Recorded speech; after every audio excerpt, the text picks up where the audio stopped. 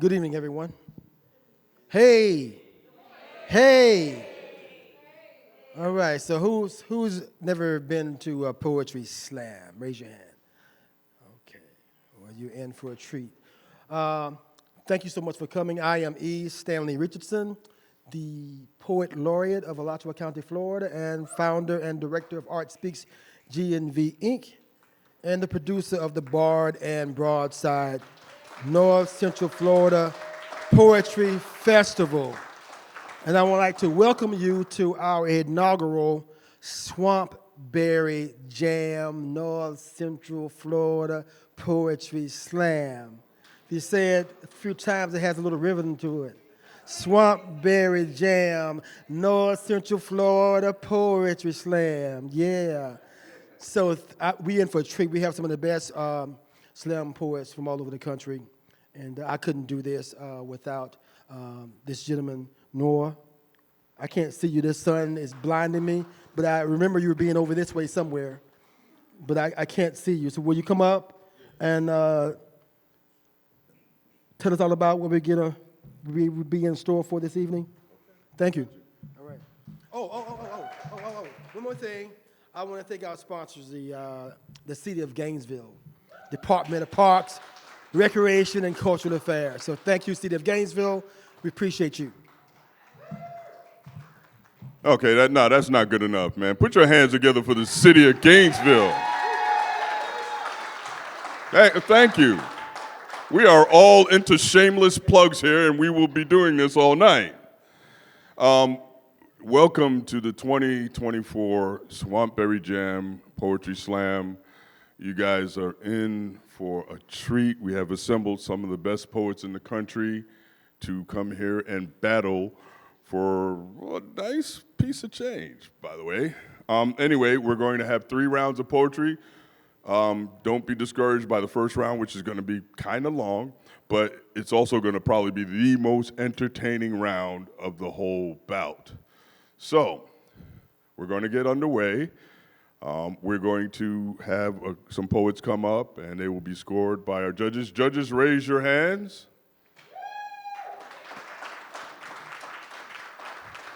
They are all qualified. Where are my judges? I see 1 here, 2, 3. I need you further closer. Where's my other judge? Right here. You're good. And right there. And you're right, Stanley. These lights are crazy. Bright light. If I turn into a gremlin, you'll know why. So we're going to get underway in a little bit. I know I'm forgetting something, but we're going to get underway. What am I forgetting? Oh, blood. Blood. We need blood on the stage because you didn't know that you were part of a sacrifice, a ritual. So we need to chant blood, blood, blood, blood, blood, blood, blood. Your sacrificial poet of the night is a veteran of Orlando Poetry Slam. You are going to love them. Put your hand together for Riley Forrest.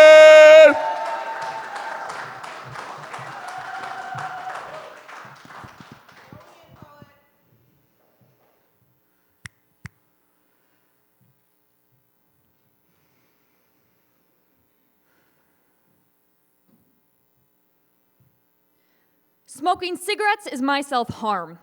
I used to put them out, ankle, forearm, trying to make my own connect-the-dot picture. But this time, it is the act of the smoke. In a dream the other night, a figure like God or my father, the judgmental one, asked me, is it the inhale or the exhale that you enjoy the most? Like a Rorschach test asking me what picture do I see evaluating me, I replied, the inhale.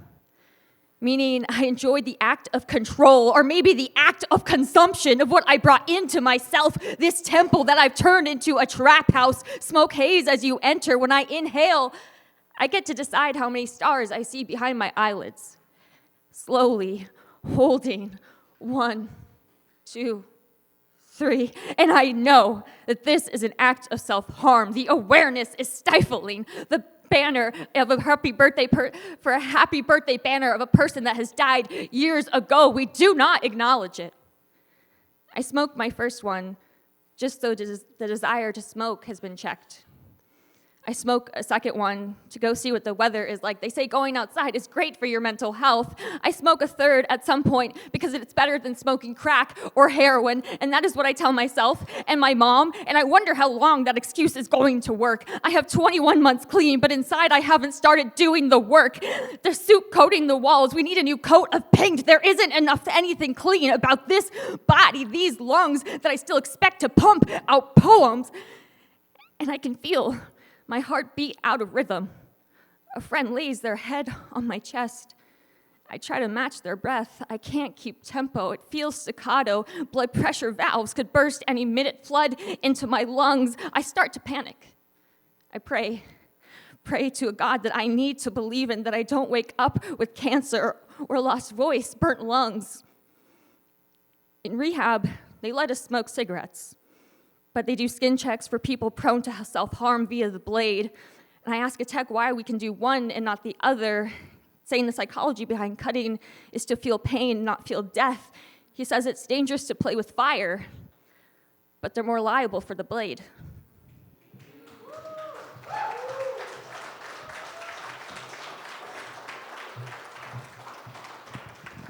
Put your hands together for Riley Forrest. Timekeeper, how were we on time? Time was good. Each poet will have 3 minutes and 20 seconds. Once they go past that, they are in the verboten zone. Judges, this is the longest you're going to get to raise your scores. So what I need you to do, on the count of 3, I need you to write down your scores and raise them up high. 1, 2, 3, raise them up, raise them up, raise them up. Okay, I think I can see that. From low to high, I have a 7.5. I have an 8.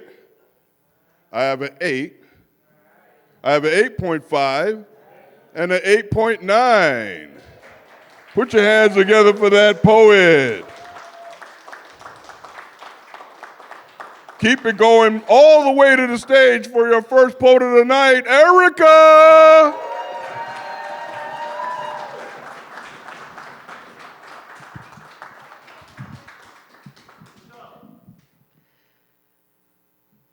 There's an urge to be more than I already am. I wish to be a castle when I'm only dry sand, to be a fully woven tapestry when I'm only one strand of thread. I just want to be someone else, or a future me instead. Sometimes I try to pretend, but it never gets me where I want to be. It's a temporary remedy. The real enemy is memory, some limiting belief formed at the age of 3. Or 7, who knows really? I don't bother with questions. What tragedy or loss or trauma made an impression? All I know is that here in this moment, I feel lost, incomplete and consumed by my thoughts, caught in a web of longing and wishing, as if something is missing. And when I'm in this space, I know I'm not fully living, because to be alive is to be listening for direction, to feel the connection between me and all of existence, to see my reflection in the span of distance in front of me, to recognize I'm not really me, even though that's what I've been taught to believe. There's peace when I allow myself to just be. Even if the moment is fleeting, it's my return home, where I never stopped being whole. And yet it's hard to cede, to up and leave behind all I've conceived, what I perceive to be building my legacy, only to discover I'm a cog in a machine just blindly repeating generations of conditioning. No, it's not easy to walk away. Despite all the ways my life has withered to decay, replay after replay of self-betrayal, subconsciously labeling myself, disabling myself. To shed the skin of the only me I've ever known to be is frightening. And what's beneath but loose threads to be weaved, bonding soul to spirit, the great work of creation, retrieval of the wild nature, the creature who dances in the night, unafraid of the great mystery that lies beyond the only story I've ever told. guided by the knowing deep in my bones to feel my wholeness once again. For I am returning home, where I never stopped being whole.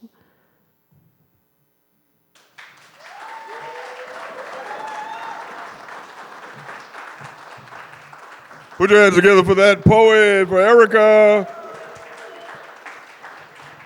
Timekeeper, were we good on time? Yes. Great. What was the score, scorekeeper? What was the score of our last poet? Last score got a 24.5. Put your hands together for that poet. I want you to keep this energy going all the way to the stage for our next poet, Avery Clare.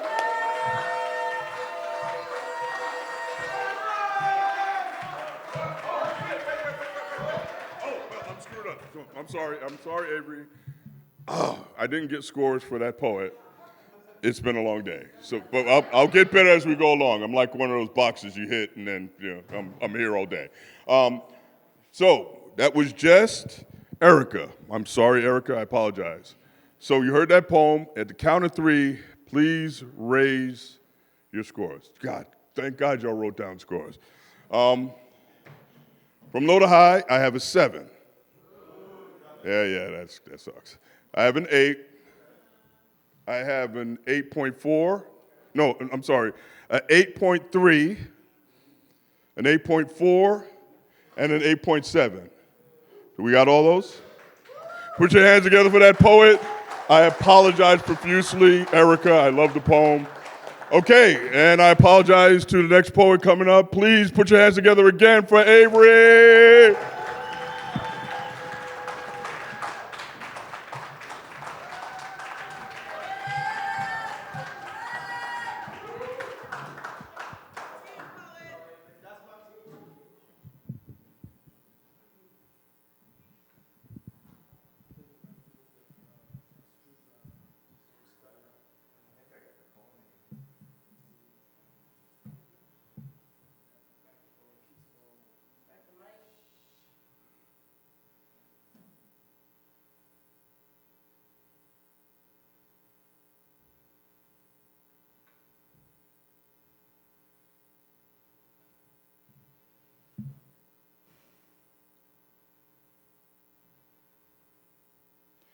When an agoraphobe steps outside, the first thing they notice is how green the grass is on the other side of the defensive barrier they'd built. How wonderful the sun's warmth feels on their skin. How much light and life they'd missed out on while they were walled off with fear. They want to be a part of this world.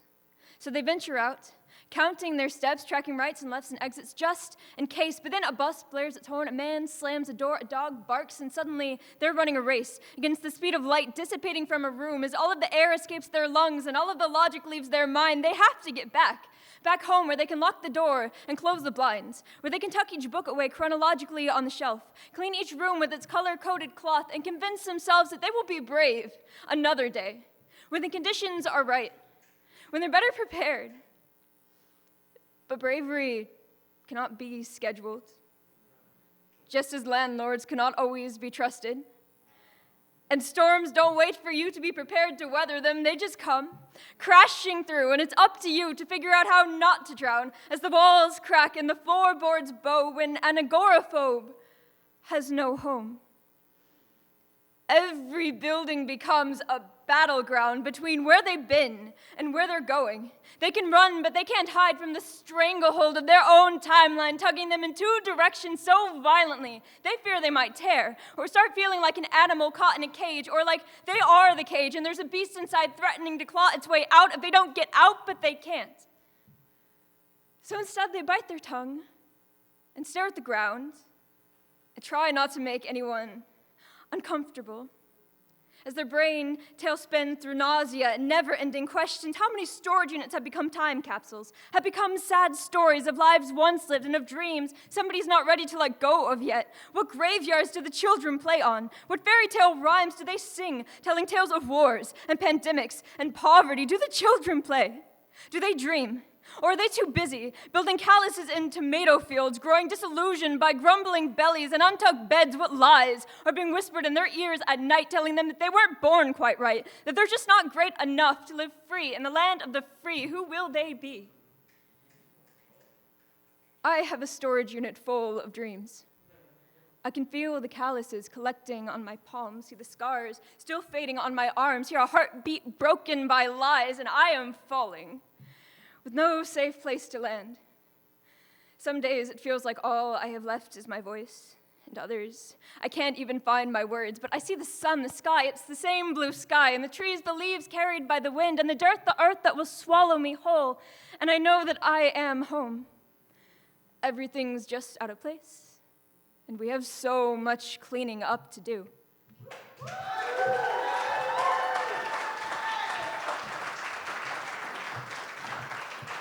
Put your hands together for Avery. Scorekeeper, what was the score for our last poet? Put your hands together for that poet. Judges, on the count of 3, raise them up high. 1, 2, 3, get them up, get them up, get them up. From low to high, I have an 8. I have an 8.3. I have an 8.5. I have an 8.9. And I have a 9.3. Put your hands together for that poet. Keep the energy going all the way to the stage for your next poet, Ari Lay.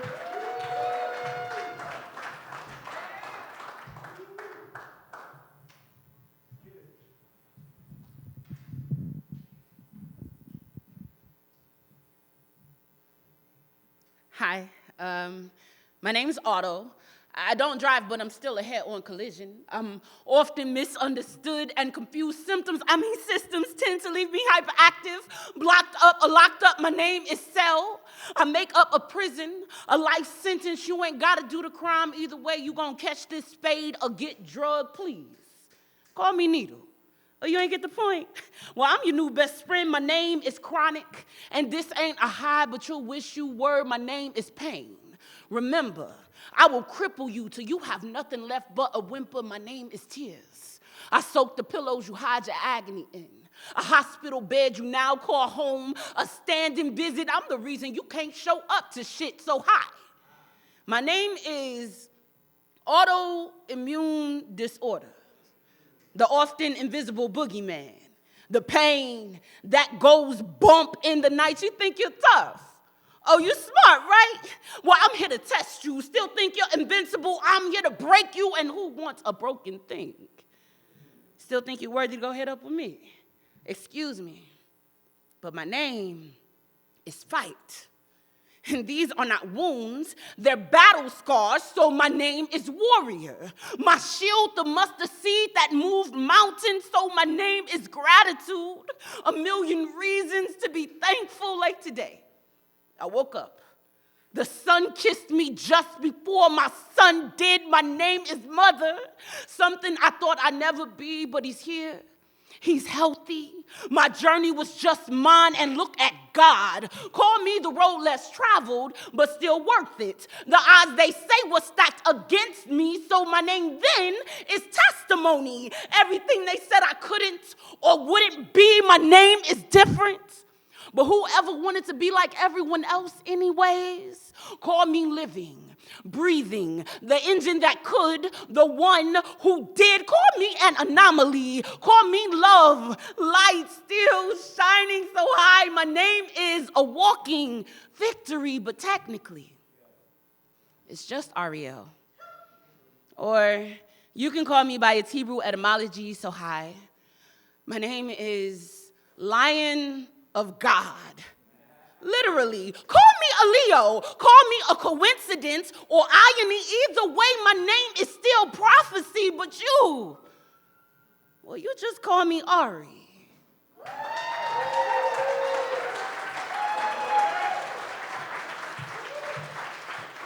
Put your hands together for Ari Lane. What was the score for our last poet?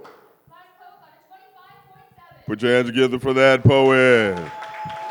Judges, on the count of three, raise them up high. 1, 2, 3. Raise them up, raise them up, raise them up. From low to high, we have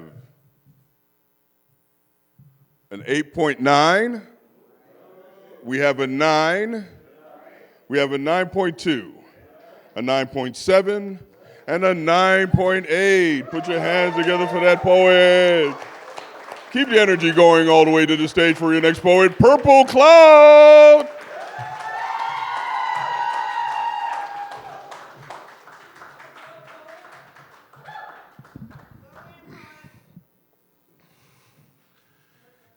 Is you ready to tune into the most ridiculousness that you've ever witnessed? Hot and fresh out the kitchen, I'm here to play my position. My verse is venomous as venomous cobras and desert yellow spotted lizards thrown into a pool of volcanic acidics. You get it?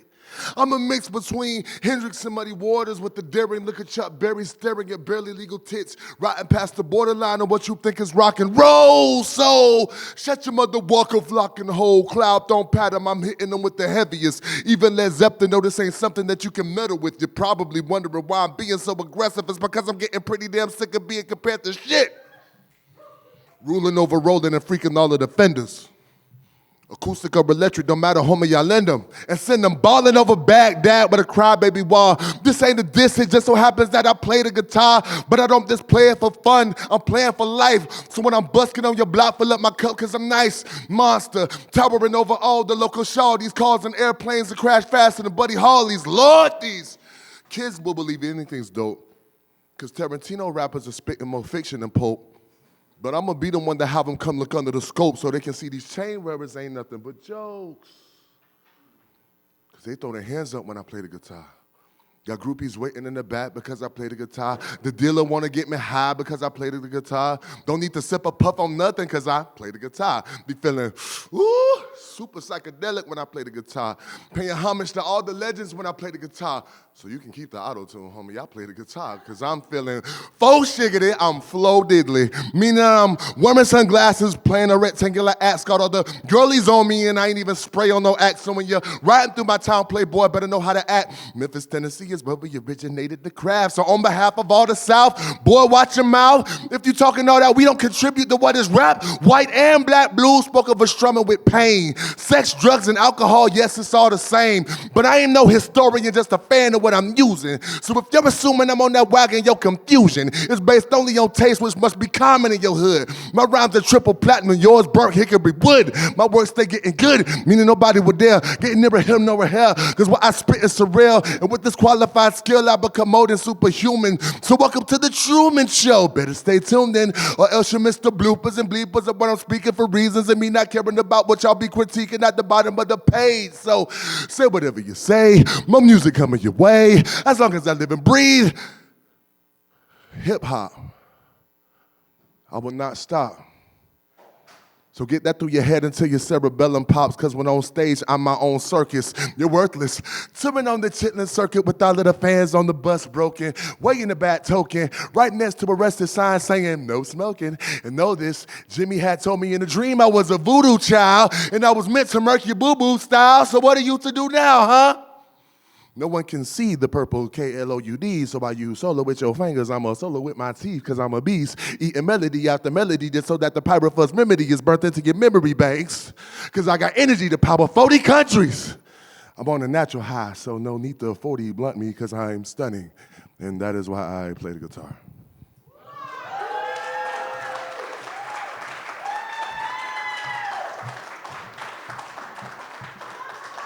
Put your hands together for Purple Cloud. Scorekeeper, what was the score for our last poet? 27.9. Put your hands together for that poet. Judges, on the count of three, raise them up high. 1, 2, 3. Raise them up, raise them up. From low to high, we have an 8.6. We have a 9. We have a 9.5, we have a 9.7, and we have a 10. Put your hands together for that poet. Keep the energy going for the next poet coming to the stage, AP.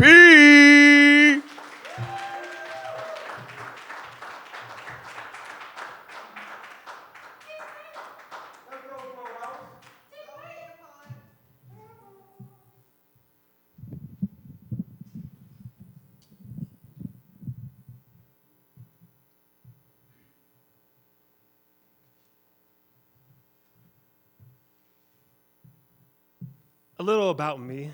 I'm even killed by choice and discipline. It's not in my nature.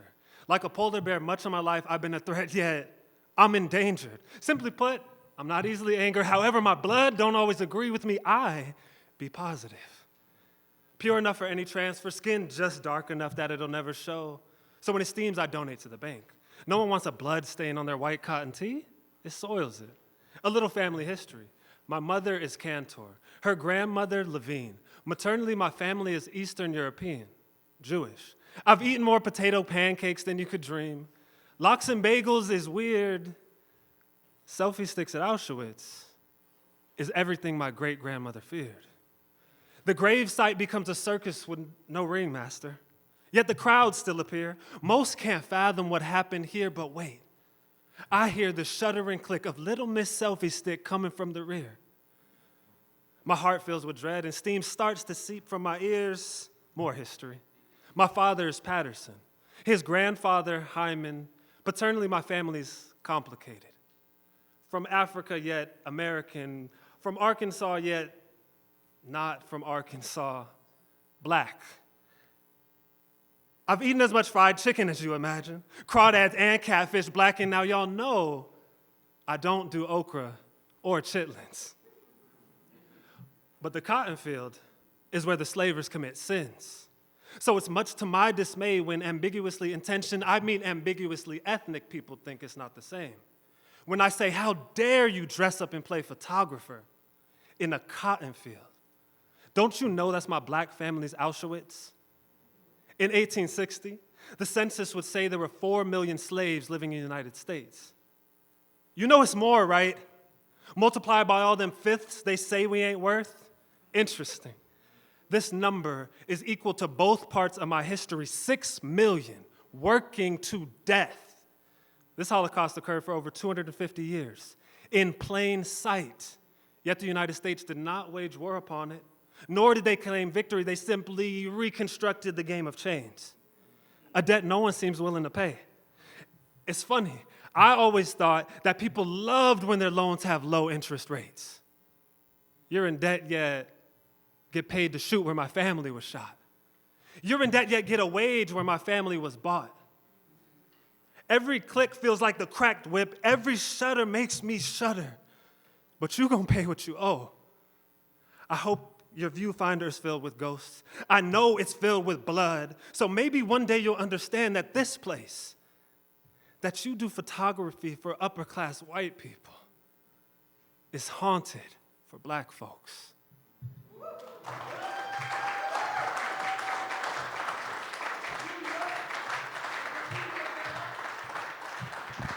Put your hands together for AP.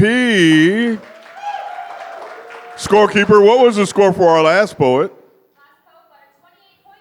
poet got a 28.2. Put your hands together for that poet. Judges.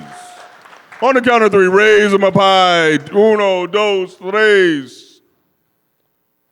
From low to high, we have an 8.9.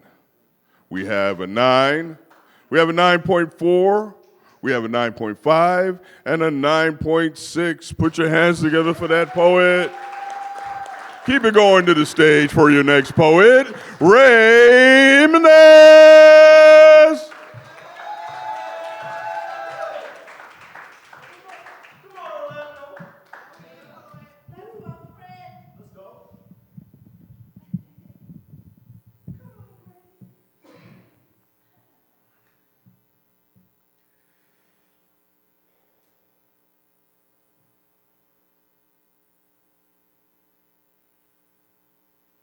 The thing about being half dolphin, half shark is that aquariums love you. Want to put you on display, point out your parts as if your parents were a car wreck. Twisted metal fragments folded together, parsing which pieces of you came from where, using the words dominant traits and recessive genes like their designer, clothing. Meanwhile, zoologists try to resolve you, a broken Rubik's Cube, because no scientist suffers an aberration, drawing categories like fish hooks to hang you on.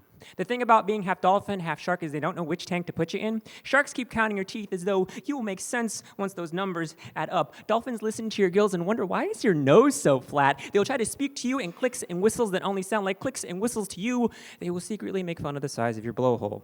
Sharks will question if you even like chum or if that's too much blood for your mouth to handle. You'll have to prove your evolution with every bite. Try not to play so nicely with humans because it looks bad. The sharks, though, will think there's too much dolphin in you. The dolphins, well, they'll think there's too much shark in you. Can't get past the smoke in your eyes, how you chew too loudly. The thing about being half dolphin, half shark is you learn how to be alienated from both classes, how not to belong to anything because you were born not to belong to anything. You try to remember that your parents birthed you out of love, not permission. Try to remember that labels are unnatural, that labels are zoologist concerns, not yours. But the thing about being half dolphin, half shark is that humans only like you behind glass.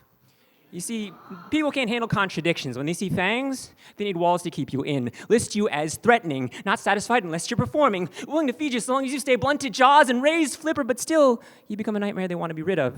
Fins swimming on Main Street without asking permission. They start imagining their neighborhoods as steel cages, submerged you circling to make meals of them. They think they make good meals. Don't know they smell of spoiled catfish. Don't know you long for salt water, for ocean floors fathoms from their incessant splashing. But the thing about being half dolphin, half shark is people see what they want to, forget what they want to. Will make you the main course if it feeds them. Will make you the star attraction if it pleases them. But no matter how they tax you, you must remember you're not really half anything. You are whole everything. You are the stuff of legends, the myths they tell, because that's what humans do when they don't understand something. You become Kraken, Scylla, Charybdis. You become Bigfoot, blurring out assumptions, become Phoenix, rising from the ashes of their disbelief. You must remember that legacy is a wake you leave, not the grumblings of bipeds who never ventured beyond the shallows of their own gene pool. Bipeds who scream and shout and march and burn, but never use their voices to echolocate the truth in the dark. But the thing about being half dolphin, half shark, the most important thing about being half dolphin, half shark, what you must remember about being half dolphin, half shark, is that you decide what that means. If you don't, someone will do it for you. Label you a freak, mistake, a traitor, or a fake. They'll shove you in the smallest container they can find. Smile and wave as you thrash against the sides. Deny that your very inheritance is the ocean. That the sea runs through your veins, but it does. But it is. You are a colossus of roads standing between continents. You are a bridge in a world filled with walls. You are enough. So don't ever let anyone tell you different.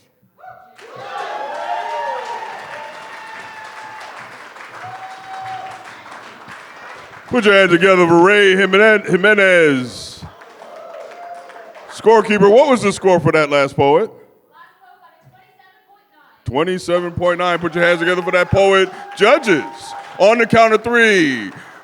Give me scores 1, 2, 3. Raise them up high. From low to high. We have a 9.3, a 9.4, a 9.6. a 9.8, and a 9.9. Put your hands together for that poet. Please keep the energy going to the stage for your next poet coming, Cam.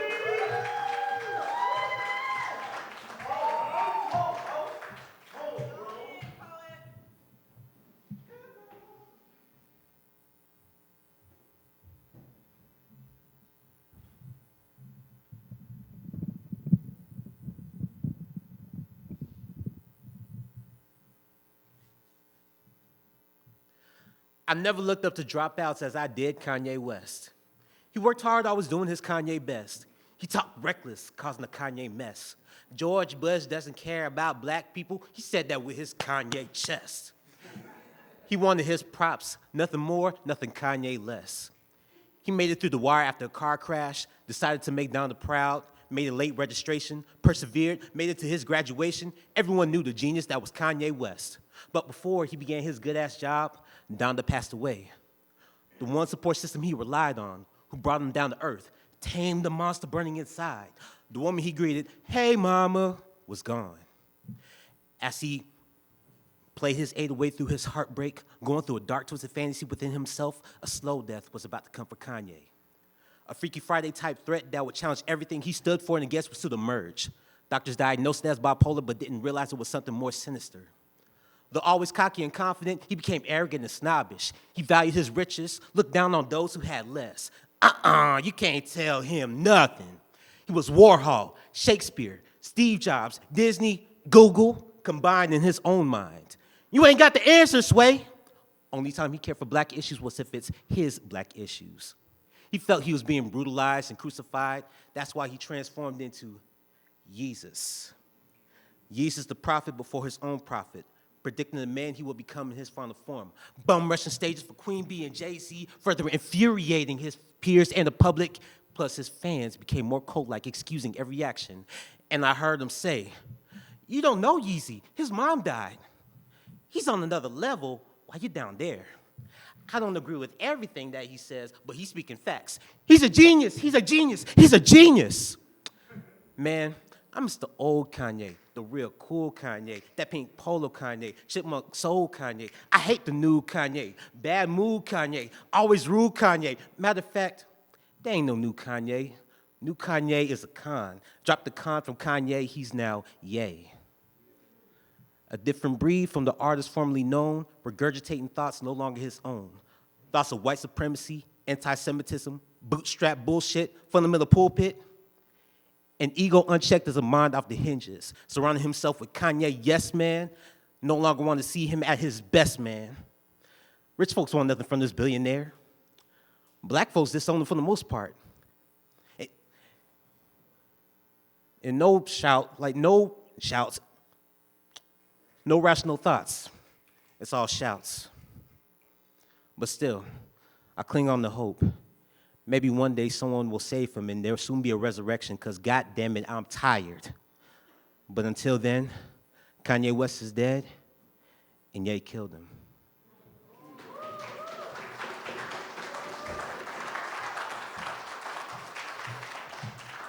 Put your hands together for Cam. Scorekeeper, what was the score of our last poet? 28.8. Judges, on the count of 3, raise them up high. 1, 2, 3. From low to high. I have an 8.6. I have a 9. I have a 9.1. A 9.4. And a 9.8. Put your hands together for that poet. Let's keep the energy going all the way to the stage for your next poet, Dove Dupree.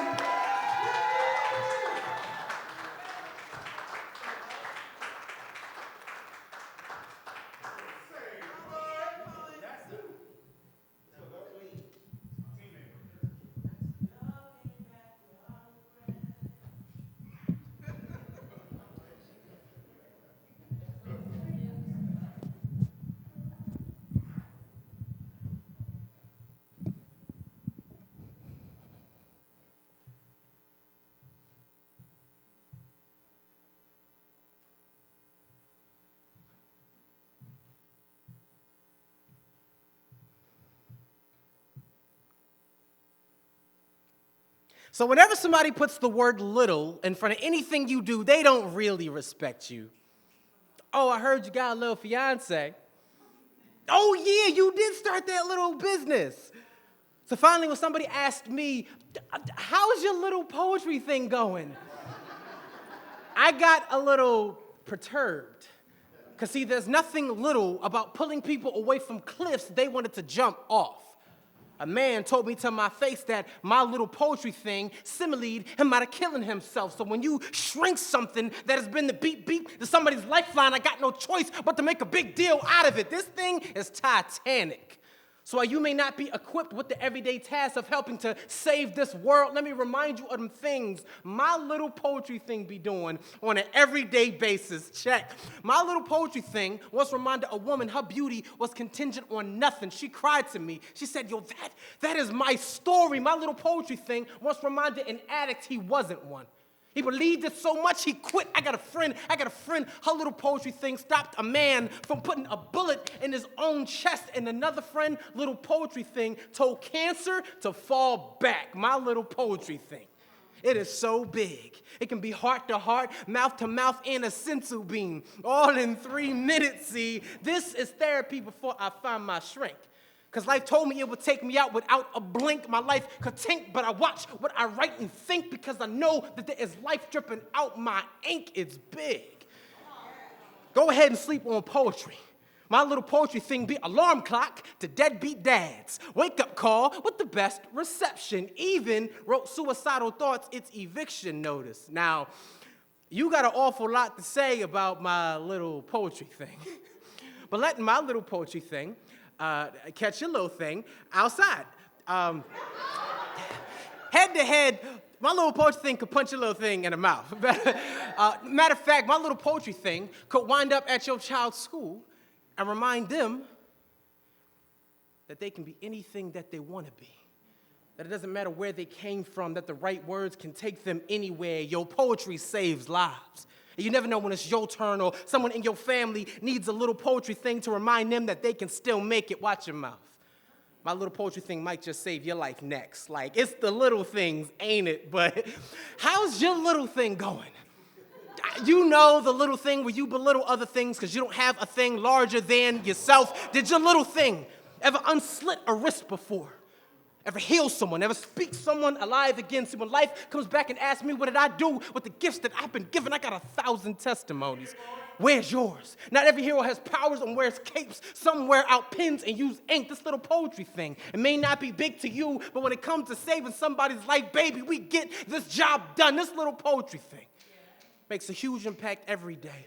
I managed to find just enough time to have this little conversation with you, so next time you ask me about my little poetry thing, I don't get perturbed, I smile, and I humbly say, it's going great, and it's bigger than yours.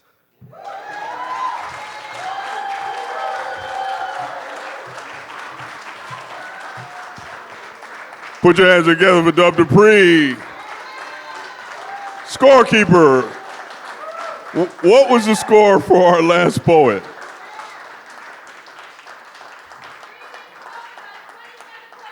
$27.5 for the last poet. Judges, on the count of three, raise them up high. 1, 2, 3. Raise them up, raise them up, raise them up. From low to high, I have a 9.8. I have a 10, a 10, a 10, and a 10. Put your hands together for that poet. Please keep the energy going for your next poet, Zeta Stu.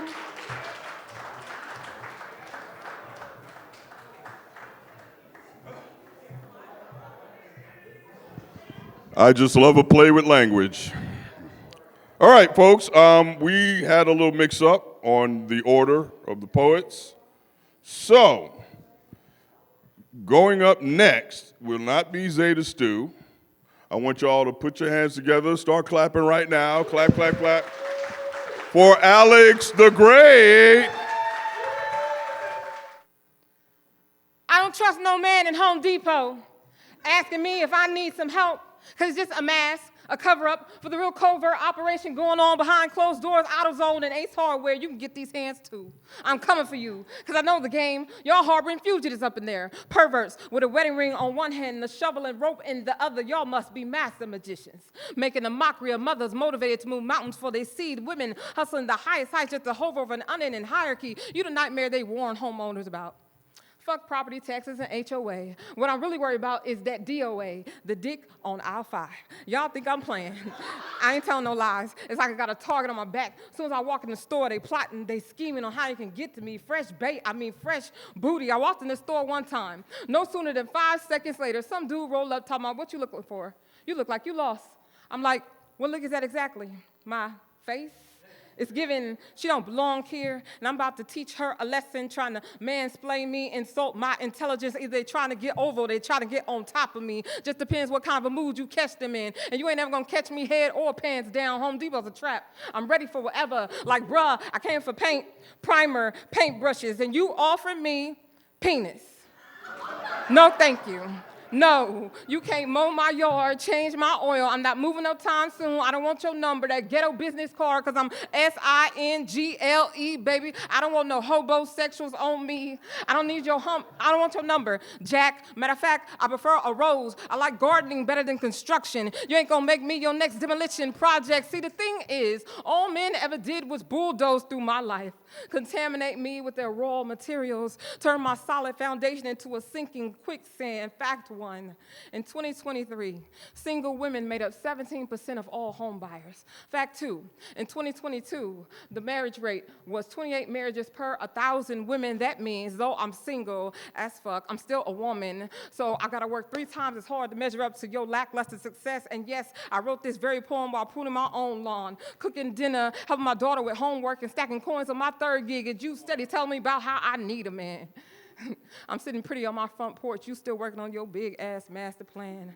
You ain't running circles around nobody but me. See, I ain't running circles around nobody but me. You chasing your own insecurity. It's not a race. If I ain't running, you just chasing me. Home Depot is really giving creep vibes. It's really screaming how to catch a predator. It's giving, I really can't provide something to make you feel like you ain't doing something right. It's taking everything in me not to slap y'all upside the head.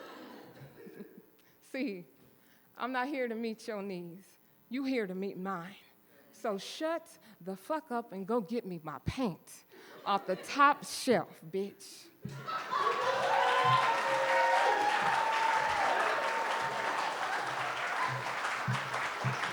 Put your hands together for Alex the Great.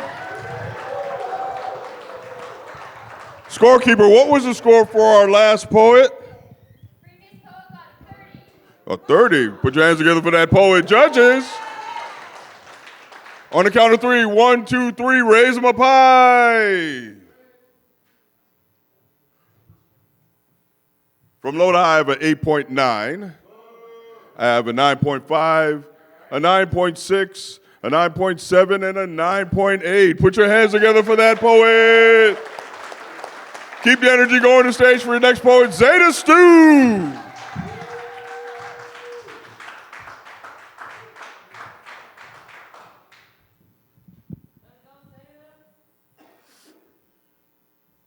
Way back when my brother had a beeper, baking soda in that ether, I knew I wanted to be my brother's keeper. I idolized everything about him, from the way he blasted those ill beats from his speakers to how he saw no other man as his equal. When it came to my brother, I wanted to be his sequel. Wasn't blood of my blood, but he was my people. Had that wordplay that was lethal. So I injected myself with his lessons, high off his passions.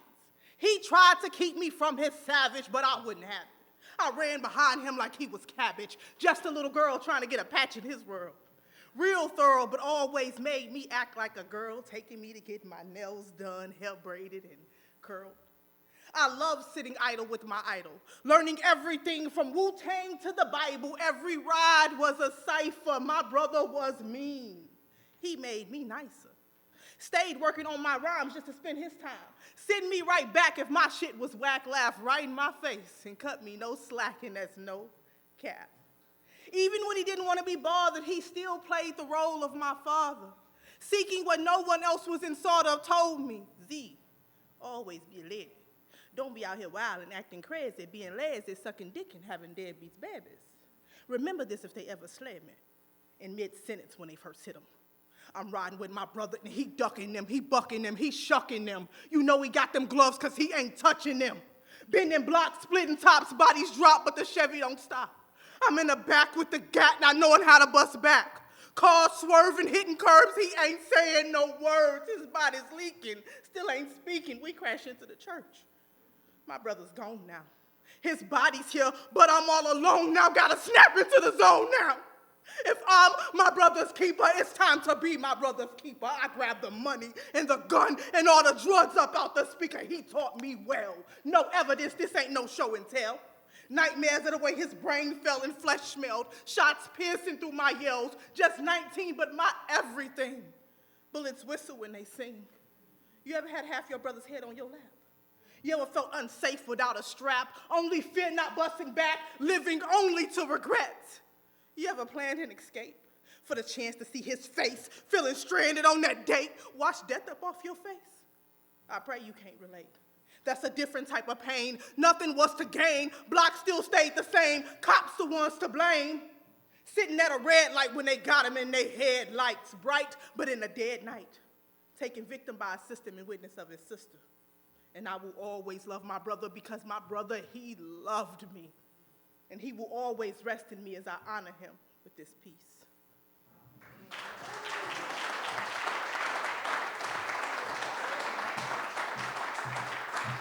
Put your hands together for Zeta Stew. Scorekeeper, what was the score for our last poet? Put your hands together for that poet. Judges, on the count of three. 1, 2, 3, raise them up high. From low to high, we have a 9.6, a 9.8, a 9.8, a 10, and a 10. Put your hands together for that poet. Keep it going for the next poet coming to the stage, Keto Fortune.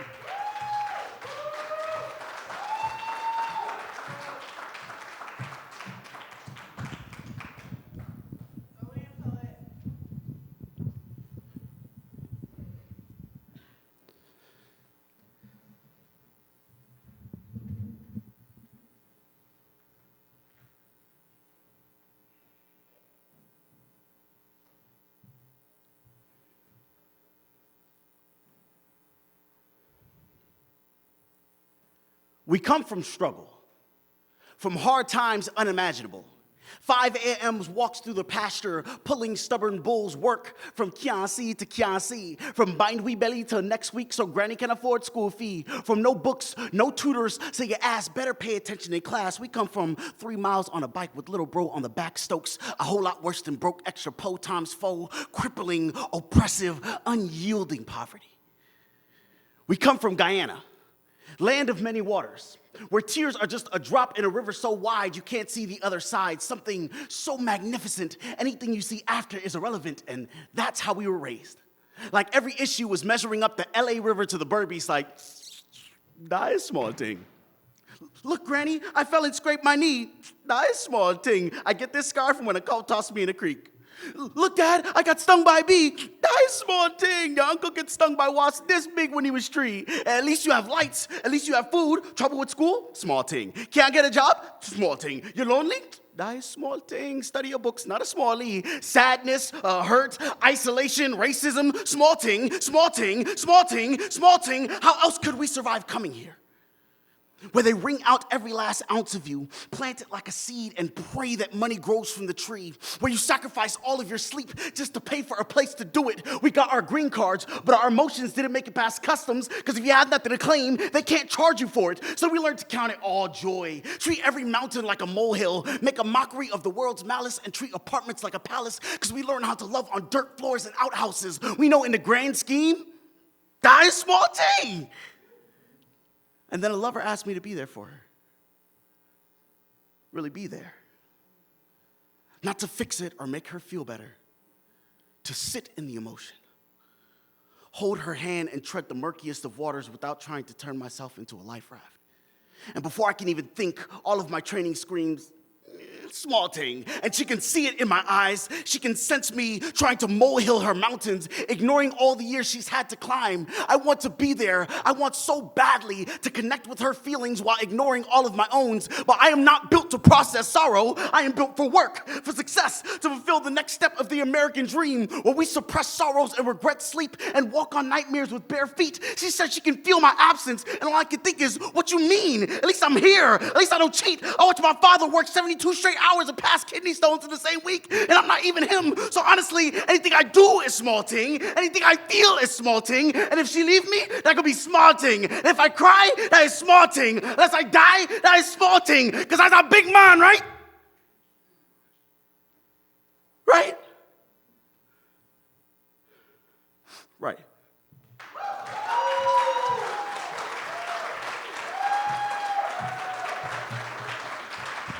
Put your hands together for Keto Fortune. Scorekeeper, what was the score for our last poet? 29.6. Judges, on the count of 3, raise them up high. 1, 2, 3, raise them up, raise them up, raise them up. From low to high, we have a 9.3. We have a 9.7. We have a 9.9, a 9.9, and a 10. Put your hands together for that poet. Keep the energy going for your next poet coming to the stage, Haley Graves.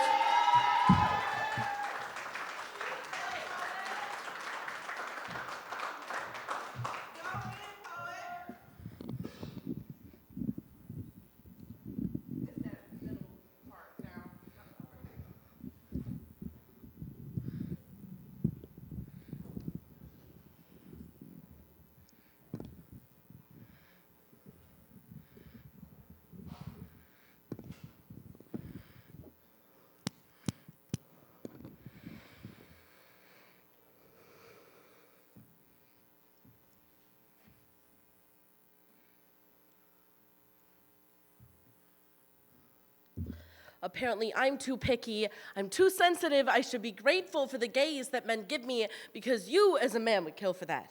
You'd kill for the attention, the words of affirmation. But let's be real for a minute, though. You have killed for the attention. You ache for the affection, the love, the touch. That ain't love, honey. That ain't even lust. That's desperation.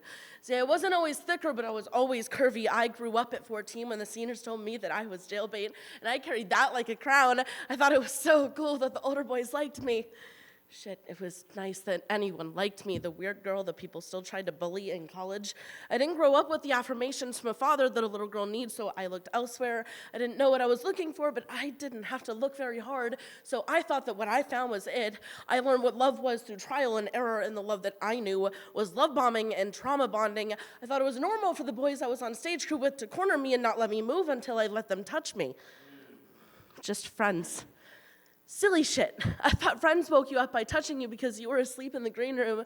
They all did it to each other. I was just one of the guys. It took until recently to see just how much I excused and allowed, and I'm fucking 30 this year. I never realized the number of hands that touch my body. I never cared because I didn't want to cause a fuss or be disagreeable. I never realized just how much energy I allowed to pass through me. I felt safe before, never looked behind me when I'd walk to my car at night, all until a man appeared outside my window and wouldn't leave. Goddamn black belt with 14 years of training turned to dust.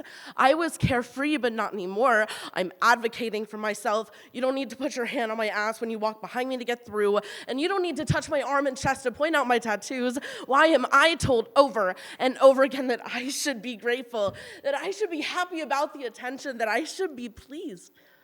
But people want to touch me. I don't want them to touch me because it's not a kind touch. It took until college to realize that coercion is also assault. But I should be happy, right? You don't want to live the life of a woman. It feels like more often than not, I don't have the rights to my own body. The government especially makes it so that I have no autonomy. So please, excuse me for wanting some semblance of control in my life. Excuse me for being selective. Excuse me for my unwillingness to stand to the side. Actually, no.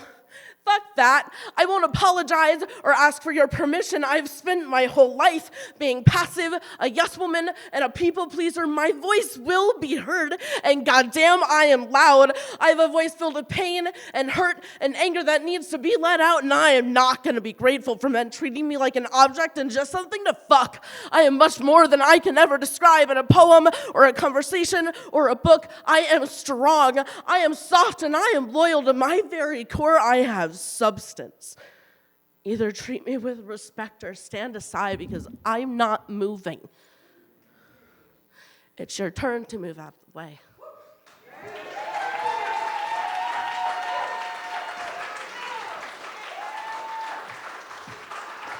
Put your hands together for Haley Graves. Scorekeeper, what was the score for our last poet? 29.5. Judges, on the count of three, raise them up high. 1, 2, 3, raise them up, raise them up, raise them up. From low to high, we have a 9.4, a 9.5, a 9.7, a 9.8, and a 9.8. Put your hands together for that poet. Let's keep the energy going for the next poet coming to the stage, John Kell.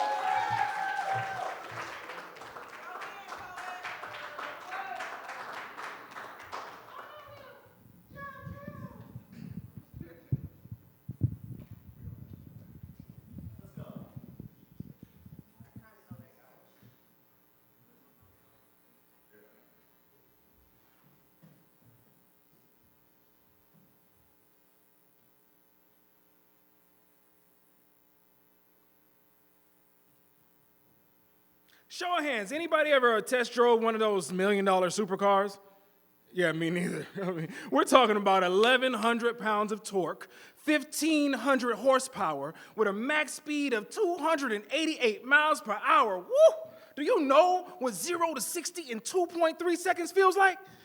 It feels like seeing your best friend at the age of 7 get killed by a bus after running to get a ball that you threw.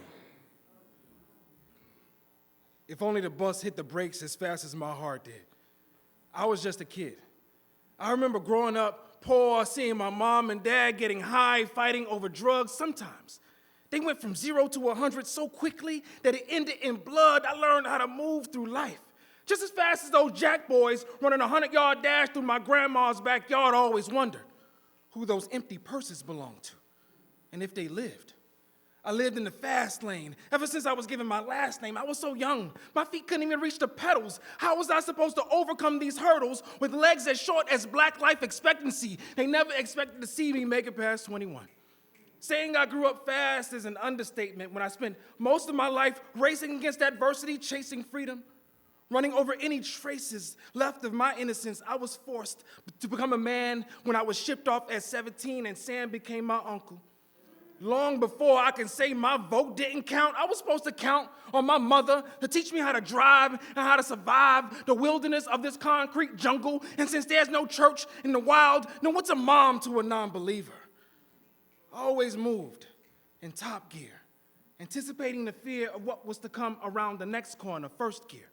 While some of my friends' parents called and invited their friends over for fight night, second gear, my parents called and invited the police over after knife fights. To a child, domestic violence feels like war. Third gear, walking around the house on eggshells, sledding off landmines, dodging bullets and bombs. I didn't need to play pretend with little green army men. I didn't need to go overseas to oversee the damage that was done. Fourth gear, dreams. Broken like limbs. These battle scars may never heal. Sometimes I pinched myself to see if it was real, and it was. I never woke up from that nightmare. Fifth gear, I could still feel the tight grip of the precious hands around my neck, taking away my breath, choking me in my sleep. Sixth gear, homeless by the age of 15, scraping up pennies for food to eat. Stop. I wish I could have just stopped. But when traveling at the speed of light, shooting stars don't die until they make impact. And I'm hoping I don't burn out along the way. There is still tread left on my tires. My pistons are still pumping. There is plenty of fuel left in my tank. I learned how to control my need for speed, but I wasn't breaking the law. I was just keeping up with the flow of traffic.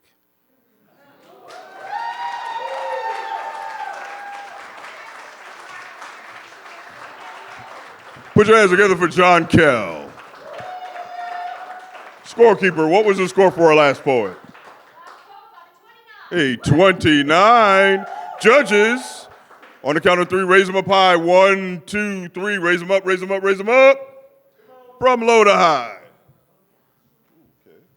From low to high, we have a 9.5. We have a 9.8. We have a 9.9. We have a 10. And we have a 10. Put your hands together for that poet. Keep it going for your next poet going to the stage, Merce.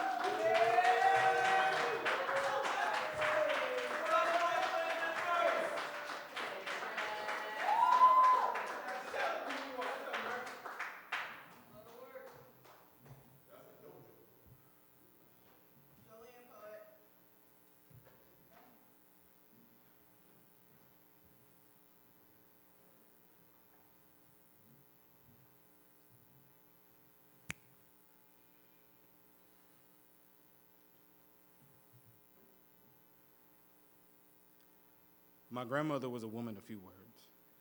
I love you wasn't in her vocabulary, but she was fluent in the love language of food, and she fed me a lot. She served me full course care and concern, documented her adoration on the dishes, and every visit, she fixed my favorite dishes. As soon as I walked through the door, I could smell the affection in the air as she greeted me with, "I got all this food in here, you hungry?" For the first time, she heard me say, "No, Grandma." I could see the heartbreak in her eyes, as if I said I didn't love her anymore. Stared at me in disbelief, a stranger standing in her kitchen. And my grandmother was fluent in the love language of food, so when she replied, "Well, Devon, you get skinnier every time I see you," it was not a compliment. It was a "whatever you doing, it ain't healthy." And she'd be right, because depression been knocking pounds off me for months. I'm often too emotionally exhausted to eat. And my grandmother has no idea what I'm struggling with. She just knows something is wrong with her grandbaby, and she believes that she can fix me by fixing me a plate and then garnishing it with a little Jesus. But there is no amount of meals or religion that can fill all my empty. and explaining to her that these things aren't enough is too heavy of a conversation for her dinner table. Because in this house, we never discuss our emotions. We just eat our feelings. And I can't bring myself to tell her that I can't feel the comfort in her cooking right now. And that love just leaves a bitter taste in my mouth, and that sorrow sucks the flavor out of everything. She always say you are what you eat. Most days that make me nothing. I'm not hungry, but my depression is greedy. It devours my will to live. It drains my energy. My sadness swallows everything up, and the only thing I swallow are these Zoloft pills because I'll feed my illness before I feed myself. And when I do remember to eat, it's only after I get high or indulge in a liquid diet. I'm drinking spirits on an empty spirit, forcing a liver full of liquor to work twice as hard as my empty stomach, hoping one of these drugs delivers me from darkness. And Grandma tries to deliver me from evil with scripture. Matthew 4:4. Man cannot live on bread alone. And it's difficult digesting anything in that book, but I take the meat and leave the bone because I know that's got to be true. Because I need more than food. I need therapy. I need meds. I need to not be so lonely. I need a hug. And Grandma, I know it hurts you watching me fade away. You need me to eat to live. But eating is hard when suicide makes starving to death look so appetizing.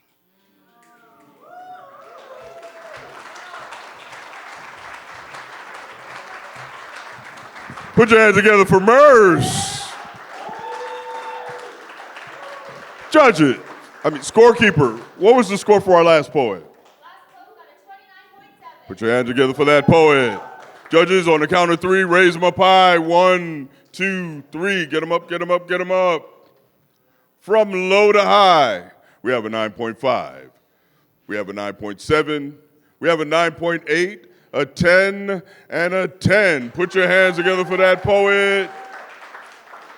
Keep it going for your next poet coming to the stage, D-Rod.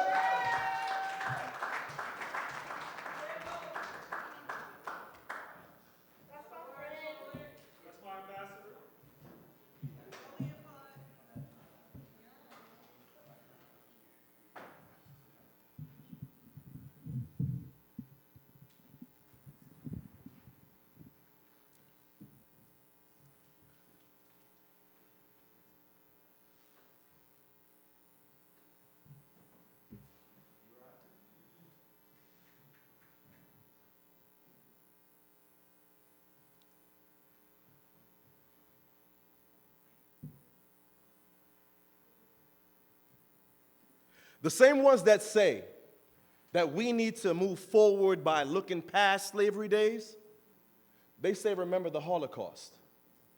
Now, the Holocaust gets museums and survivors get reparations while evidence of our invasion lie in museums awaiting carbon dating for measure of historical value and are valued artistically and economically as priceless, which ironically goes to define this notion of reparation. You see, no price has been set, so no debt can be repaid.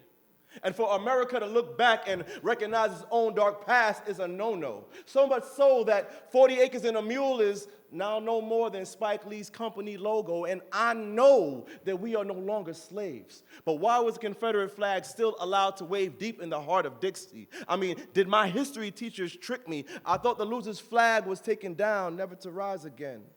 But we have these rebel flags repping on t-shirts, hats, and even on TVs, and be the same ones we see in pictures taken of Klan rallies, so maybe the Civil War wasn't won. Maybe secretly there was a ceasefire to keep the Confederate farm money deep within the pockets of the Union. Money that, a matter of fact, came off our backs, but they consider that a Holocaust. Now, the Holocaust survivors, they weren't MacGyvers. They didn't make the reparations just appear. They solved the mystery of history and could tell where they were during those years. And broken off from our past, it's clear that we can't do the same, and it's a shame. Imagine through localizing our origins, we could stake a claim to the untold riches taken out of Africa by donkey, horse, boat, or plane, but we don't even know our own names. They broke the African tongue of the young, and they told us that we were American. They taught us English, but never defined reparation like to attempt to was just a hollow cause. So now in any ghetto USA, in any corner you can find a brother knee deep in the grind, pushing them dimes, hoping to find enough money to go out and be copping them shines. I mean, dollars for diamonds originating in African mines. Following the images of athletes and stars who for years been putting bling bling in their ears, bracelets, chain ring watches, not even their teeth, spending millions, maybe billions to buy just a little piece of Africa. Imagine through unifying we could get together and buy ourselves a piece of Africa, so maybe we don't yet deserve reparation. Not until we are willing to repair our nation and no longer settle for our sons and daughters to receive substandard educations. No longer allow our citizens to be harassed by police without proper provocation. Learn to lead with the slang at home when at work and be able to carry on a professional conversation. We need to get a grip and learn to ride the ships of relations, and maybe then we can worry about reparations, and hopefully it'll pay the Holocaust.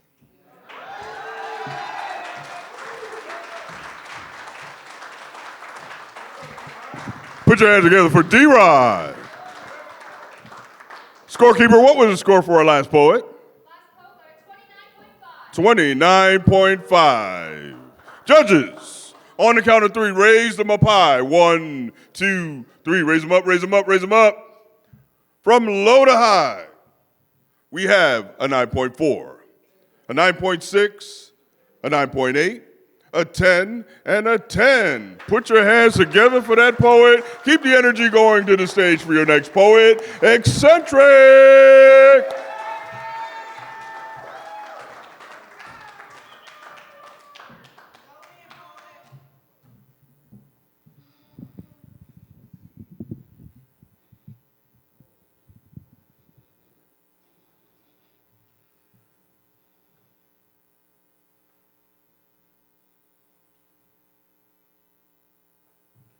A bunker is a defensive military fortification designed to protect people from falling bombs. It can be destroyed with powerful explosives. Denham lives in a 4-bedroom bunker. I, his nuclear bomb, performing airstrikes on his foundation. I see it every day, walking bodies, skin of country knights being stripped of their humanity, young minds being contorted into the very thing we don't want them to be for me. It was the balance between utter greatness and extreme caution. I can't tell you how many times I've seen my son's coffin. It's a war out here. No luxury in childhood. We needed more soldiers in the game, so soon after he learned to spell his name, I was teaching him combat. Back straight, chin up, chest out, be twice as good. Find the exit when you enter the room. Don't forget to duck. Stay just far enough tucked away to not cause a scene, but be different so that you can be seen. And if they hit you, son, hit them back. Tell me everything, but don't snitch. Stop crying, boy. Life ain't easy. Get comfortable breathing on asphalt just in case. Don't run. Even if you don't have a gun, drop it. You are great, so they gon' hate, son. Just stay ready. I trained him for war at 6, murdered his innocents, raising soldiers and not human beings. My home was a bunker. My son was a soldier, and I'm not sure when I let it get this far, but could it be Amadou Diallo shot 19 times, his wallet was exposed? Could it be Timothy Stransberry Jr. on his knees with his hands up still, shot dead? Could it be Jordan Davis? Could it be Presidential Walls? Could it be the Burger King they fed Dylan Roof? Or could it be Otis Bird? He was found hanging from a Mississippi tree in 2015. That means it could have been today. I say, son, nothing but death happens outside this bunker. Lil black boy, you better bob and weave. We say bust before they bust back. We say survive by any means necessary, but then we wonder why he's slanging crack. We wonder why our neighborhoods are littered with violence, because every day we have to train our sons for a war of the world, yet we don't know how it gets into our homes. I will no longer raise a prisoner of war. I buy clothes, not gear. Son, put down your fists. This is not the sight of your haze. And I said, I'm sorry that I lost sight of your cravings just to be young, but don't grow up too fast. I just don't want you to become another hashtag, so here's my middle ground. I'll make your storybooks come alive right before bedtime. I'll put shrimp in your spaghetti. I vow, confetti at birthdays. Let's talk about superheroes whose names I don't even know. Let's go inside of the grocery store and touch everything. Childhood has no lines. There is no shelter around the world. He will embody peace. I snapped everything in half that looked like limitations, including me. So I removed the curtains from my 4-bedroom bunker. I removed that armory from his back. I deprogrammed his mind. I give him toys now instead of anger. Rest easy, boy. I reckon I just let you live, because how can he ever know that safety lies within his home if for his entire life I turn it into a bunker buried beneath a battlefield?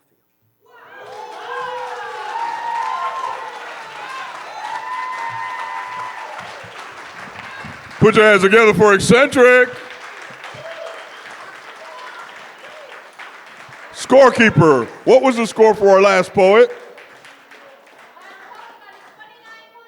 29.4. So judges, I need a score on the count of 3. Raise them up. 1, 2, 3. From low to high. I got a 9.8. I got a 9.9. I got a 10, a 10, and a 10. Put your hands together for that poet. Keep the energy going up for your last poet coming up, Wayne Henry.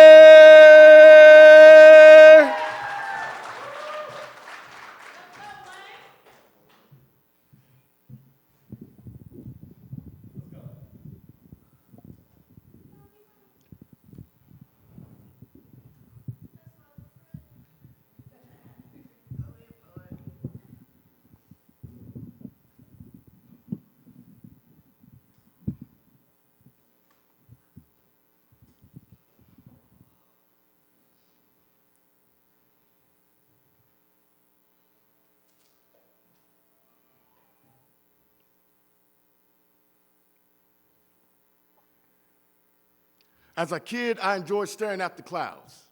I would watch them shape-shift as they fought against the wind. I always wondered, after a cloud changes, can it still recognize its own reflection, or what a stranger that cloud must become to itself?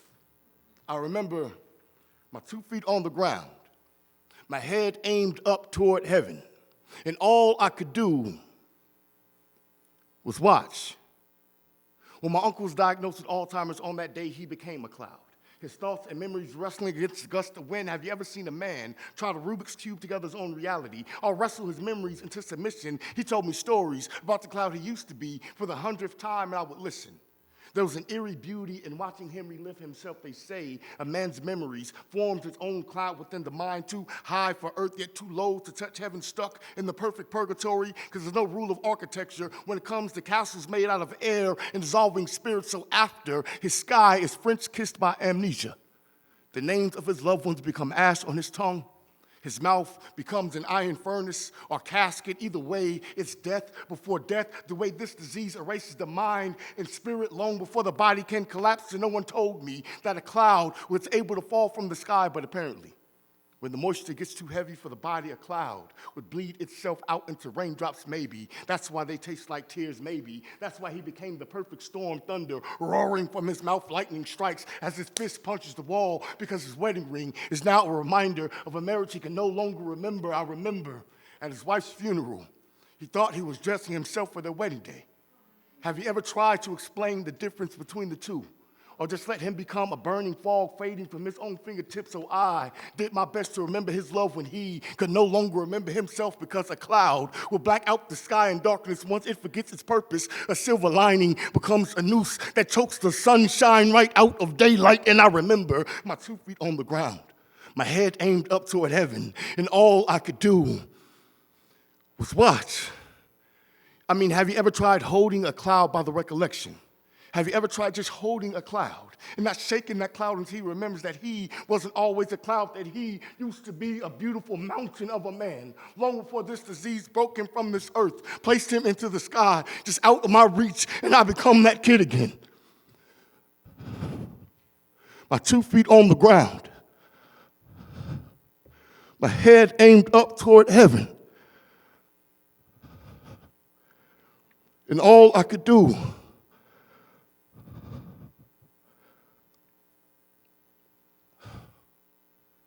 was watch.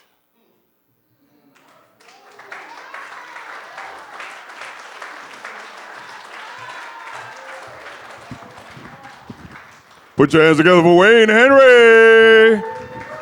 Scorekeeper, what was the score for our last poet? Previous poet got 29.9. Judges, on the count of three, raise them up high. 1, 2, 3, raise them up, raise them up, raise them up. From low to high, we have a 9.5. We have a 9.7. We have a 9.7. We have a 9.8 and a 9.9.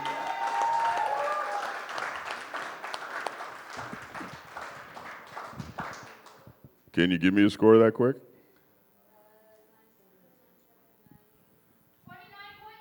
29.2 for that poet. Put your hands together for Wade Henry. We're going to take a 5-minute intermission. We'll be back in 5 minutes for round 2. Thank you. Give yourself a hand for staying through the first round. The rest of the slam is going to go quite quickly.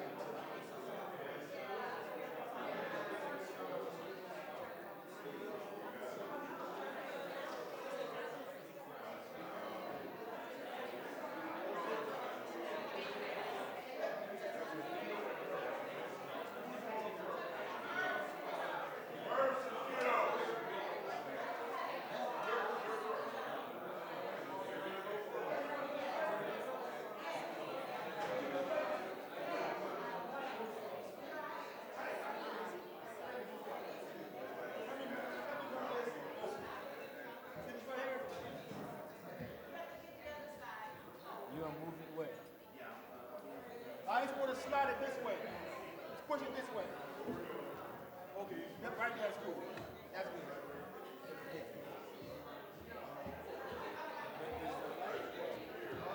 Is that more in the light? No, it just wasn't centered. It wasn't centered, that's all.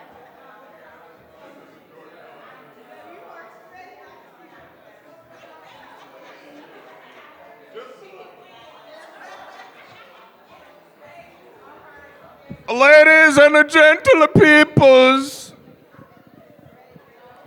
we are going to start round 2 in a little bit, but we have what happens in Poetry Slam every once in a while. We have some ties, and we're going to need those ties. Thank you so much. We're going to need to break the ties before we know everybody advancing to the next round. Are my judges still here? I see one.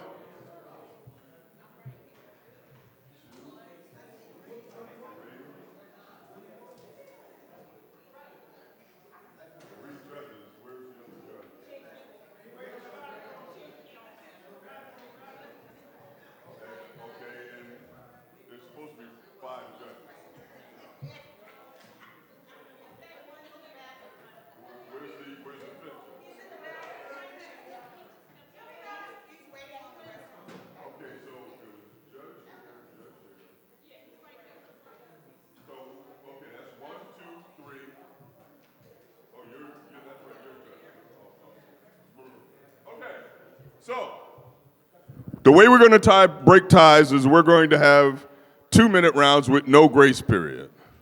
We have a tie in the first micro bout, and we have a tie in the second micro bout. So, in the interest of fairness, the 4 poets are going to come up here and do their poems and break the tie, we hope. So, but right now, I want y'all to start clapping your hands. We have to say goodbye to Haley. Oh. We have to say goodbye to D-Rod. Ooh. We have to say goodbye to Wayne Henry. Ooh. I think we have to say goodbye to Erica. Put your hands together for Erica. We have to say goodbye to Avery. We have to say goodbye to Purple Cloud. Ooh. We have to say goodbye to Ray. No, we don't say goodbye, Ray. We have to say goodbye to Kim. Ray is advancing. And I believe that's it. So we're going to have our tie-break poets for the first tie-break poets that are going to go up in this order. We're going to have Keto, we're going to have Merce, we're going to have Ari, and then we're going to have AP. So put your hands together for those people. We'll get underway as soon as we have our judges back. Okay.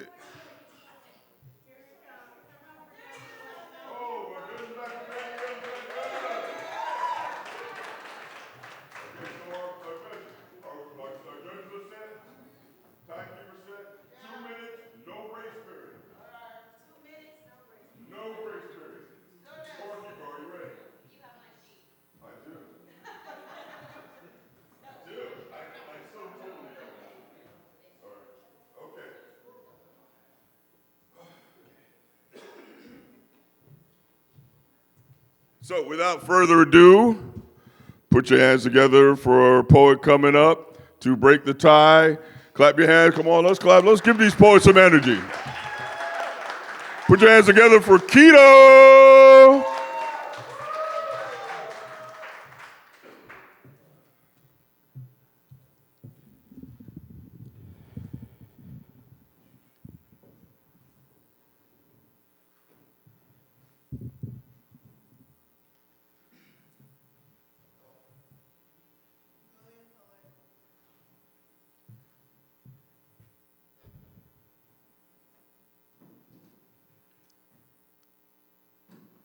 They call us ugly in public, a fetish behind closed doors. the color of dirt. When everyone else forgets where they came from, we still wear creation on our faces, variation in our follicles. We have always been more perfection than natural selection, but they call us monkeys anyway. So forgive us if we celebrate when we see survival of the blackest, if we smile a bit bigger when we see a baby with more afro than torso sometimes. Victory looks like biding your time to find an oasis because everything else tastes like cactus juice. This love is all we have ever known. We are born of the desert. Isn't it natural that we are drawn to those who soak up the most sun? Especially when this world would have you drink a mirage and call it hydration. Every now and then, we need a reminder that dark skin was beautiful before Lupita did it. That Barack and Michelle did not invent black monogamy. I can see Adam and Eve doing an electric slide with the birds of paradise long before the serpent showed us evil. Black love is about finding our way back to the Garden of Eden, about remembering what it's like to be naked before we understood the concept of shame, before we were ever called dangerous, called a forbidden fruit, before we were harvested for our innovation. We are the loudest laugh in the restaurant. We are God's first flowers with no fear of the sun, the Millie Rock on any block. We are Kendrick Lamar's loyalty, staying together for Al Green. Forgive us if we just let our souls glow. Coming to America has never been an easy task. We don't ask for much. We just laugh and live and fight and fall and cry and bawl and sing and dance and love and love and love, and we still love better than everything else.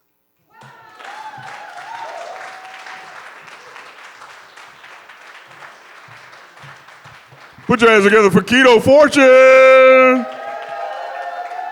Judges. On the count of three, raise them up high. 1, 2, 3. Raise them up. From low to high, we have a 9.4. We have a 9.5. We have a 9.8. We have a 9.9, and we have a 10. Put your hands together for that poet and keep the energy going for your next poet coming to the stage, Merce.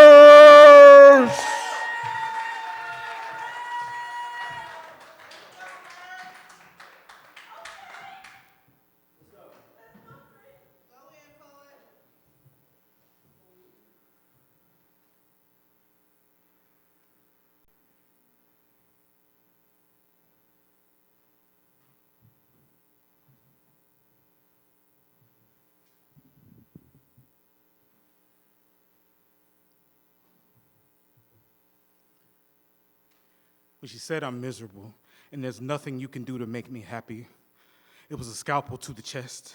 The word stabbed me right in the left ventricle, sliced through all my muscle fibers, freed all the air trapped within my lungs.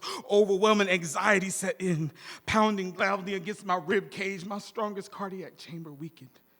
My heart and I in sync for the first time, both failures, waiting for death to follow. Broken heart syndrome is a condition in which severe emotional trauma triggers a physical response in the heart's strongest chamber, weakening its muscle fibers, causing chest pain, shortness of breath, overwhelming anxiety, heart failure, and often death.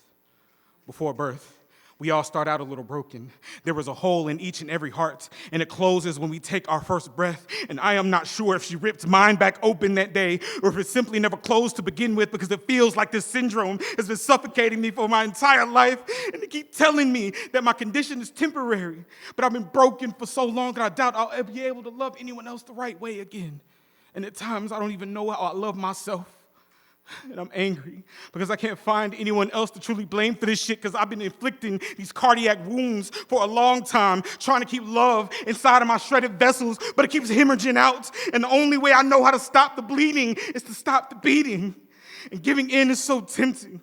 But instead, I put pressure on myself to heal, to date again, as if I'm not still damaged, still toxic, knowing I'm in desperate need of a transplant, yet I keep fucking over all my potential donors because I'm afraid that my body only sees new lovers as foreign now, so I reject them before my body ever gets the chance, refusing to be broken alone. But all that's left me is broke and alone, stuck here, struggling to cure my diagnosis by myself when I have no clue what the fuck I'm doing, and I'm a cardiac nurse. I'm supposed to know the heart better than most. And I've sawed other people's hearts open to put them back together. But I'm tired, and I just want to give my cardiac a rest.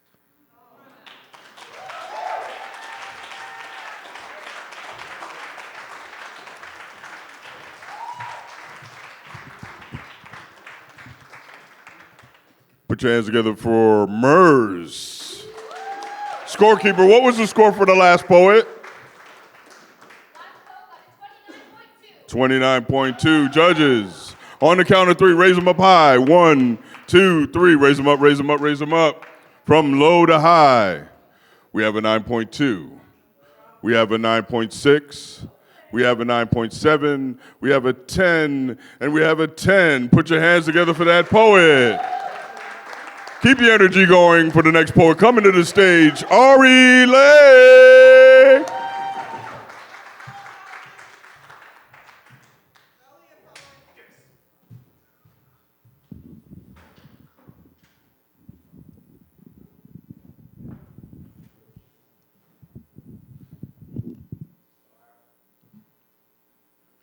He said, I don't know if I'm into you or just getting into you, to be honest.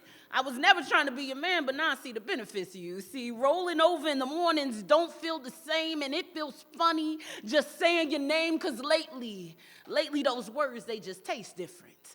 And I hate that you left. But I get why you had to. I admit I was childish. I was a damn fool. See, you was all in, but I was steady folding, and truth is, I want to try again. Truth is, I know I don't deserve it. Truth is, it shouldn't have taken losing a diamond to realize that it was worth it. And truth is, you probably shouldn't trust me. It's probably my wounded ego talking, because if I'm being honest, I still ain't ready. I just don't want to lose you. I'll probably be ready soon, but I know that's not good enough for you. So she said, I appreciate the honesty, but it don't even bother me no more. Because if I'm being honest, the writing was always on the walls. I just chose to ignore it. You literally gave me a roadmap to your bullshit, and I chose not to explore it. You say my name tastes different. Well, is it bitter or is it sweet? Truth is, I did this to myself. I don't blame nobody else. See, I was too busy ignoring the obvious while clinging to fleeting moments. Truth is, I knew I was pouring my all into a bucket with a hole in it as if somehow I could feel it, but I felt more than I felt. And truth is, I still think of you.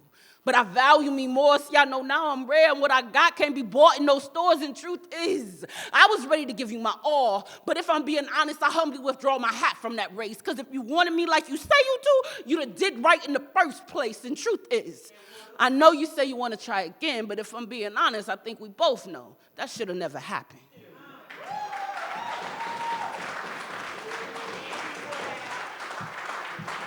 Put your hands together for Ari Lay. Scorekeeper, what was the score for the last poet? 29.3. Put your hands together for that poet. Judges, on the count of three, raise them up. 1, 2, 3. Raise them up from low to high. We have a 9.4. We have a 9.5. We have a 9.7. We have a 9.8 and a 10. Put your hands together for that poet. Please keep the energy going for the next poet coming to the stage, AP.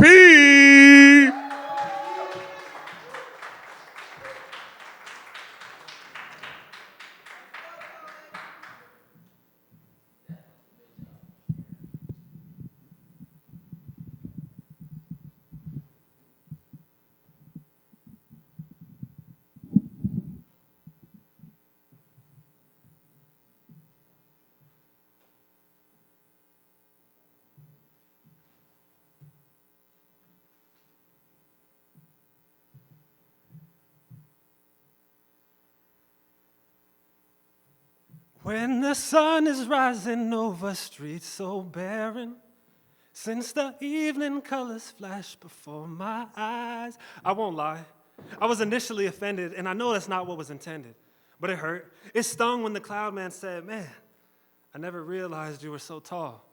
I was confused. We had walked together, talked together. My height didn't change. It's been the same since 2008 or maybe 2009. The difference that 1 year can make reminded me of a Childish Gambino line.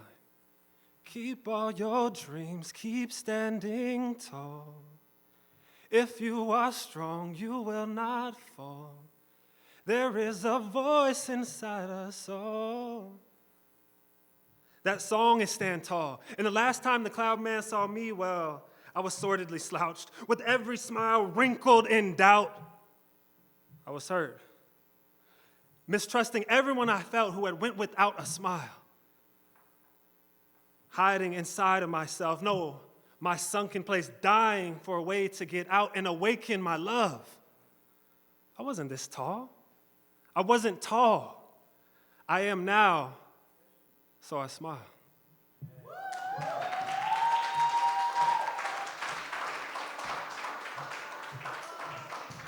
Put your hands together for AP.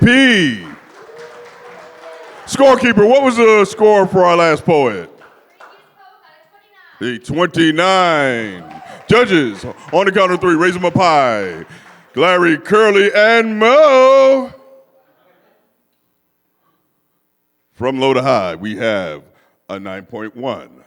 We have a 9.2. We have a 9.3. We have a 9.4 and a 9.5. Put your hands together for that poet. Can you carry the ought and divide by the nether and give me your score real quick?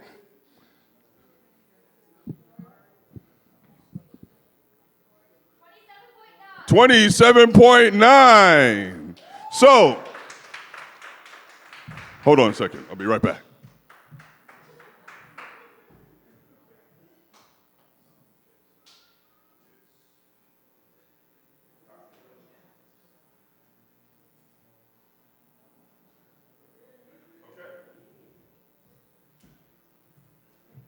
So after doing some fancy highfalutin ciphering, we have decided that the people that are advancing to round number 2 is, and please clap, you can clap for these poets, Merce,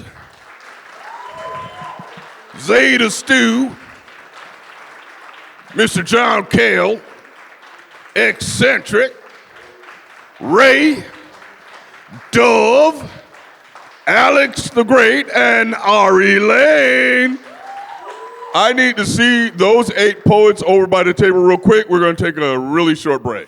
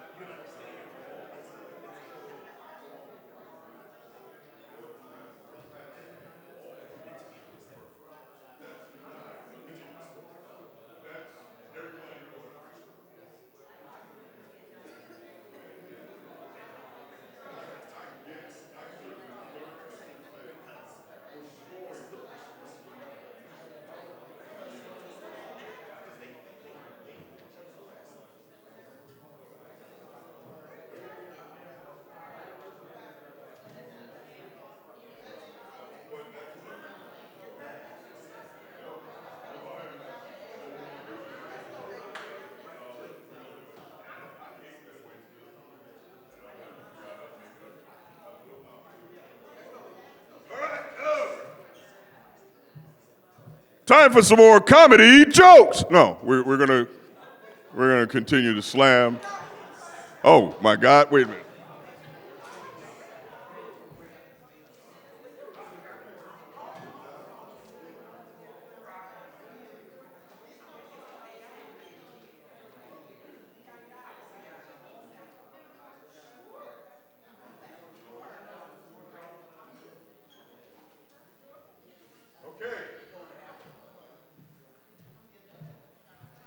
How y'all feeling, man? Y'all feeling okay? Yeah, it's good. All right. We're on the second round. It's going to go pretty quick from here, I hope. Would the poets like a sacrifice?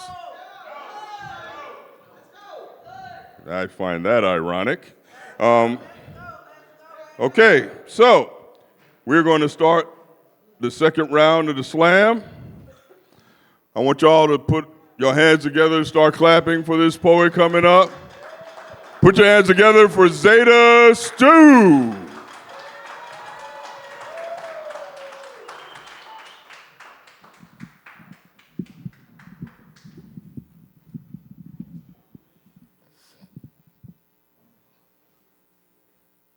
I wear my passion like hot fashion. I'm tagless, so you can't bag this. So many O's, you can't even fucking add this. I'm hot key savage. I'm pushing knowledge like I'm my own college, giving out credit and only indebted to myself. Within me is my wealth. I'm a book you can't shelf, consume page after page because I'm good for your health. I walk with stealth, no king, but I'm a queen till I cash checks and mate with myself. I play the cards I am dealt, and I play them well, can't you tell? I meet my own needs, and I am Megan's knees. I don't waver. I get it from Jehovah, my Savior. I don't question his percussion, just catch the beat and keep on strutting. I'm an Amazon in my prime, so I'm right on time, no delay. You can get it on delay. I'm a beast that needs to eat, and this is where the fuck I feast. I ain't your rival, I'm your idol. Right hand on the Bible. Middle finger to the ones that didn't wish me well. I'm the truth, I'm a sonnet. You greasy, you ain't butter, you blue bonnet, and you don't want it. I come through reckless on 100. I'm a seatbelt. I save lives, brighten eyes with my lines, spitting poems that I deep felt. And you can't buy this with your cheap self. You can't change me. I'm a token. I come from the bottom, now I'm golden. You can't track the way I be moving. My bick like Bitcoin when it get grooving. And this is black girl magic. If you want it, you can have it. Abracadabra. Don't provoke this. Make you think you moving in slow motion. Pick your potion. Pop up on you like hocus pocus. You won't notice. I'm devoted in, I'm chosen. R.I.P. to Pac in Nip. Picture me rolling. Bite this and you'll be choking. You can't handle this. You gonna have to dismantle this. I come correct, inspect the deck, check your neck. I'm Dougie in, I'm fresh. This that real deal, giving all the OGs respect. I'm a slammer with a hammer, keep them coming cause I ain't done yet. Got that type of flow that make them go and switch up subjects. I buy time while writing lines that unwind your fucking mental. I ain't never been simple. I provoke pencils and I stand on my principles. Put my cape down and pick my vest up. Take every precaution when I'm flossing. Life ain't no fairy tale and this ain't Dawson. You won't catch me sleep floating up Schitt's Creek. Call me TLC because I creep. Then I ask the Lord for relief. You'll rarely catch me doing nothing. I'm poetry in motion, taking you on a roller coaster of emotion. I'm an ocean. Swallow you whole, leave you exposed, keeping these poets on their toes. I'm hitting goals and stunting gross. I'm from the mill and it was chilly in them streets, so I always bundle up when I handle all my beef.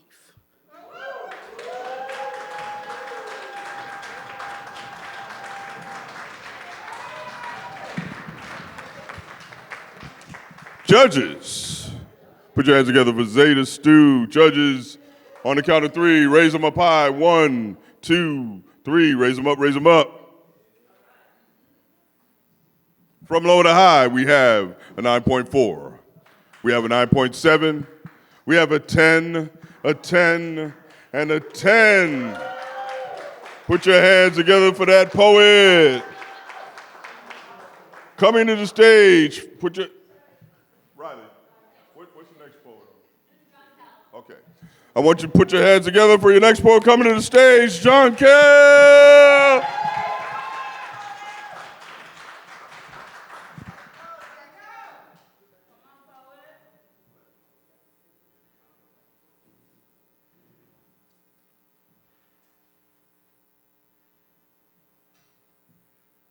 In the beginning was the Word. And when I was a kid, my grandma used religion to scare the hell out of me. She quoted scriptures and commandments all full of God's fury, told me my mama was just another hellraiser who never had God by her side. I mean, for real, y'all. She sat me by her side.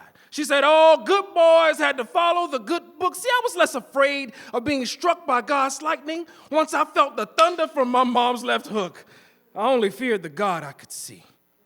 And when Mama said, don't tell nobody her business, I knew her eyes were always watching. It's like I could hear her in my ear like the word itself. But Grandma said to tell the truth and shame the devil.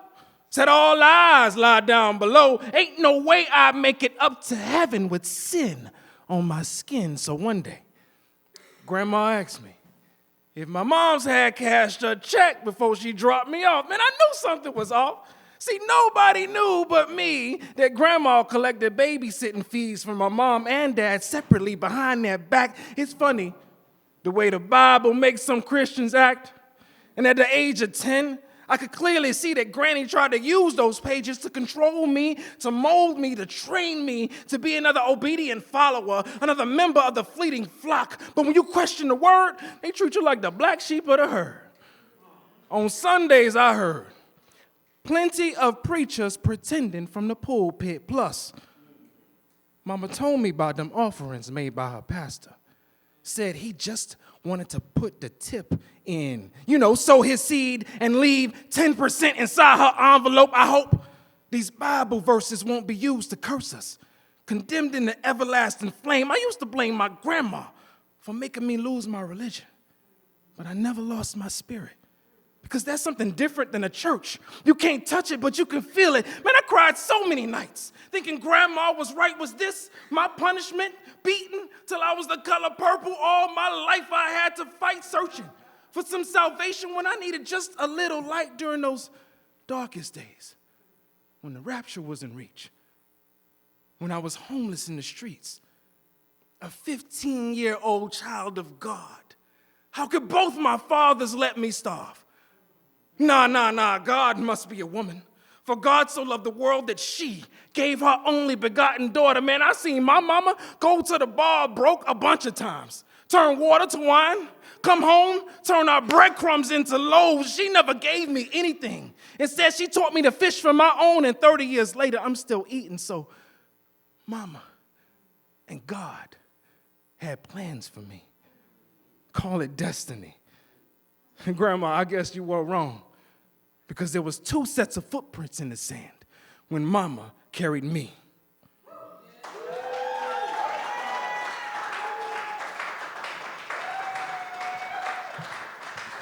Put your hands together for John Kell. Scorekeeper, what was the score for the last poet? 29.7. Judges, on the count of 3, raise them up high. 1, 2, 3. From low to high, we have a 9.5, a 9.6, a 9.8, a 10, and a 10. Put your hands together for that poet.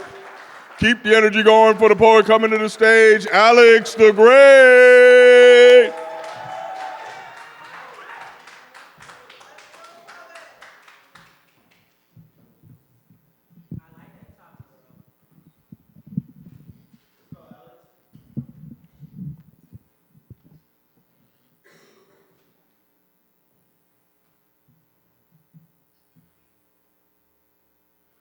How beautiful is a body after it has been scarred. An open face, bruised, needing space to breathe the wound, nothing but a memory. I survived everything that only came to hurt me, took the least of myself and named it alive. How sacred is a love song to myself? How can I serenade my solemnness, sing the background and the lead? Here comes the best part, the one where I am a good partner to me. I set the stage, the lights dim low, see self-care as an act of revolutionary healing. No is the most romantic language I know when I get turned on by setting boundaries. I do not hesitate to name my desires, grant myself my every wish one by one. How do I pick myself back up after the fall? Look the other way when I'm catcalled by the edge. The cliff does not scare me. This is me with a real good good love enveloping me. See it, watch how it embraces me. Covers all these insecurities twice over. I ain't gotta wait for anyone else to rearrange their priorities before I can actually see that I am worthy. Ain't gotta convince myself my heart ain't fragile or weak. It's real heavy. Got a story to tell. How about these stretch marks? Save me. I named each one a star amongst a stellar constellation. My body is an unconquered galaxy, and I am the sum of an exponential level of dispelled grief, my pain rooted in joy. How many times have I almost died? The man who stole my childhood tried to claim me. Drank so much I blacked out through my 20s. Generational trauma tried to shame me. The men who would feast on my body like a 5 o'clock buffet line. The childbirth, the blood loss, the love loss, the eulogies, the surgeries. Every day is a party, a celebration, and I am my favorite song. Headed back out to the dance floor. This is the remix, the mirror. She's my best friend. She gives a ceremonial hand clap and a dance, the monumental aid to cheer me on. How glorious is the reclamation. My heart, equal parts made of clumsy mistakes, gap tooth smiles, and a stained glass mason jar full of regret. These stains, teeth, these stomach rolls, these hips spreading like wildfire. It's all me. Every day, I wasn't supposed to be here, but I am. I revel in Satan's failed attempts. I owe so much to this body, how it all but betrayed me. I all but despise it, yet it continues to do the thankless job of continuing to love me.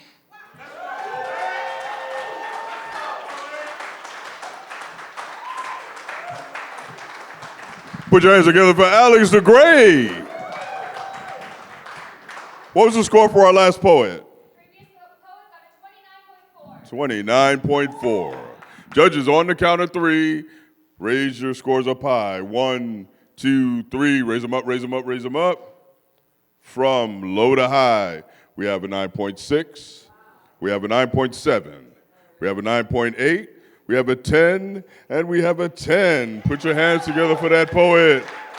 Keep the energy going to the stage for the next poet coming up, Ray Jimenez.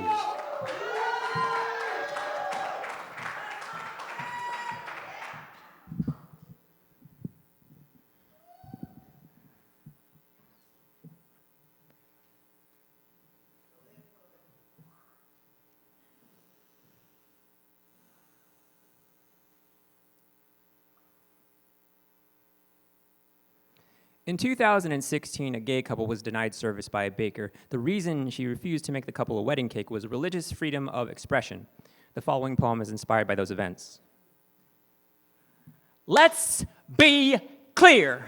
I only bake straight wedding cakes. God-fearing, church-going wedding cakes with a righteously whipped frosting and a creamy middle that tastes like salvation. My wedding cakes slide down the throats of God's children like a holy baptismal and come out the other end without sin. My wedding cakes shout Merry Christmas from the rooftops, not Happy Holidays. My wedding cakes pay taxes like a tithe other freeloaders live off of. My wedding cakes didn't experiment with sex and drugs in college. They only smoke the word of God and only do the missionary position. My wedding cakes can hear Stairway to Heaven when you play Satan, when you play Stairway to Heaven backwards, don't you try and fool them. My wedding cakes don't pair well with divorce. Even if you use knuckles in lieu of periods, even if the romance is dearer than a love bug on a windshield, my wedding cakes know true love comes between a man and a woman. Not a woman and a woman, not a man and a man, not a man born inside of a woman inside of a man. My wedding cakes know how to use the right bathroom. My Lord tells me there's only one type of wedding cake and I shall have no other wedding cakes before me. My wedding cakes are gonna make America great again.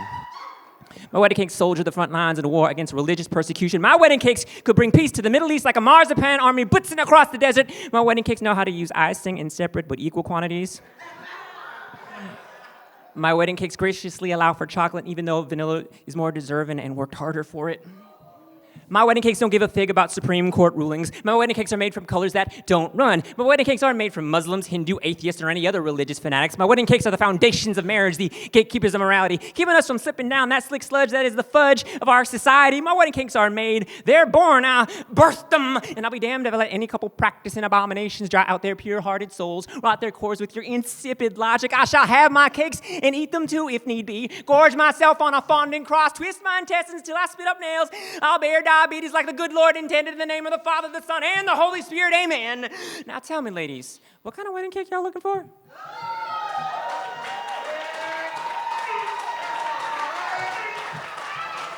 Put your hands together for Ray Jimenez.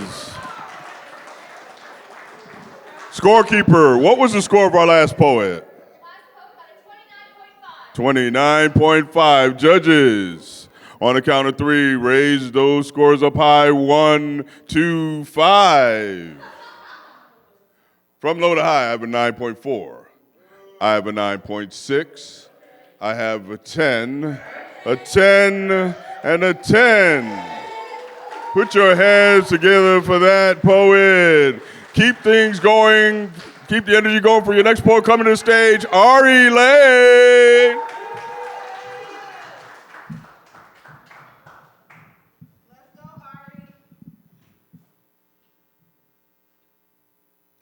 We be sun-kissed, bathing in each other's melanin. We are magic. Not unicorn, just magic. I'm talking grandma's collard greens and yams, Jerry curls, oil sheen cans, soul train lines, and crunk dancing, ballroom when we feel like it. Moving to our own cadences, we are pop locking dreadlocks, afros, bantu knots. They come from miles, cross oceans and deserts just to get what we got, and still they fall short. See, imitation ain't always as flattering when they like to pretend the sauce only matters when they use it. But it be bland and lacking, but still, we be Maya Angelou, still I rise on our way to Martin's dream. Embodying the essence of Malcolm X and Huey P., we are the explosion deferred to in Langston's dream. We are gospel. A man and Ashane, super beings with souls of vibranium. We are Erykah Badu, J. Cole, and Wale today. Biggie Pocket Nas tomorrow, and we'll get Lil Jon crunk on you in a millisecond. On a scale ranging from Beyonce to Nicki or Cardi B, we are the whole thing. We are HBCUs, Divine Nines, all things black excellence, convention attendant, educated, business owning, gators, stilettos, dashikis, or kicks and snapback wearing swag. We are flavor. See, God created the world, y'all, and decided it needed a little seasoning. And bam, here we are, yes. We are this fly, yes. We are the rhythm that was found in the blues. We shall overcome in Negro spirituals. We are ancestral drip. Living proof that we ain't perfect, but damn it, we made it.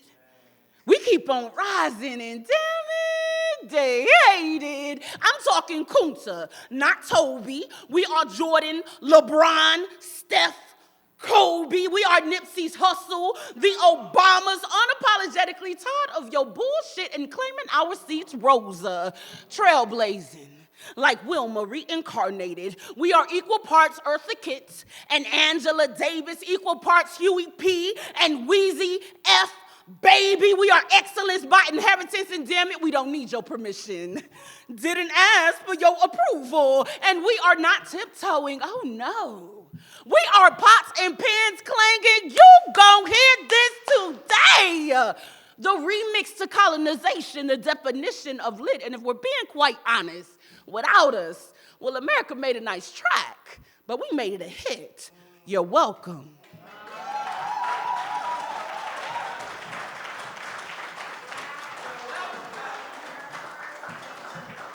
Put your hands together for Ari Lane. Scorekeeper, what was the score for our last poet? Last poet got a 29.6. Judges on the count of three. Tony, Tone. From low to high, we have a 9.5. We have a 9.8. We have a 9.8. We have a 9.9 and a 10. Put your hands together for that poet. Please welcome the next poet up to the stage, Dove Dupree.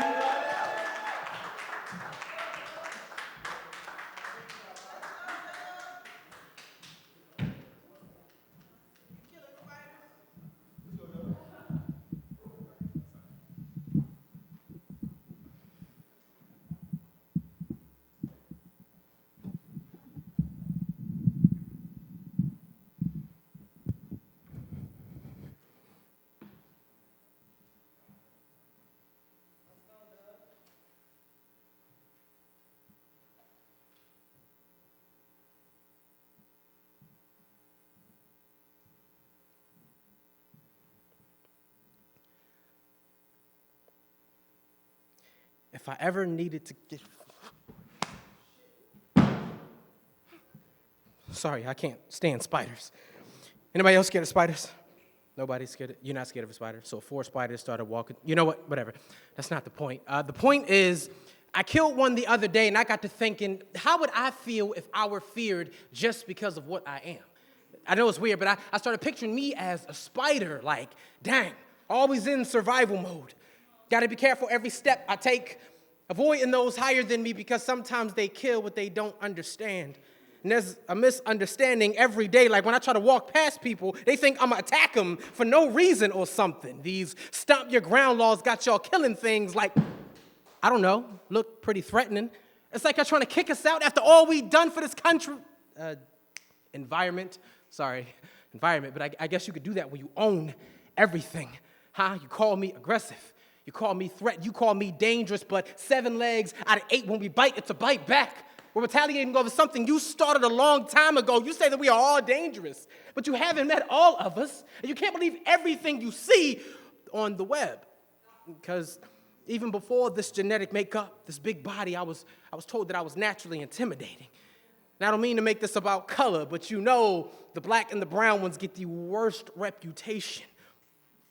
The black widow and black recluse, spiders, we get the worst reputation in America because misunderstood spins into most threatening and most dangerous. But you know what's crazy? America. It's like you hate the way we are built till you make money off our silk and our music and our athletes.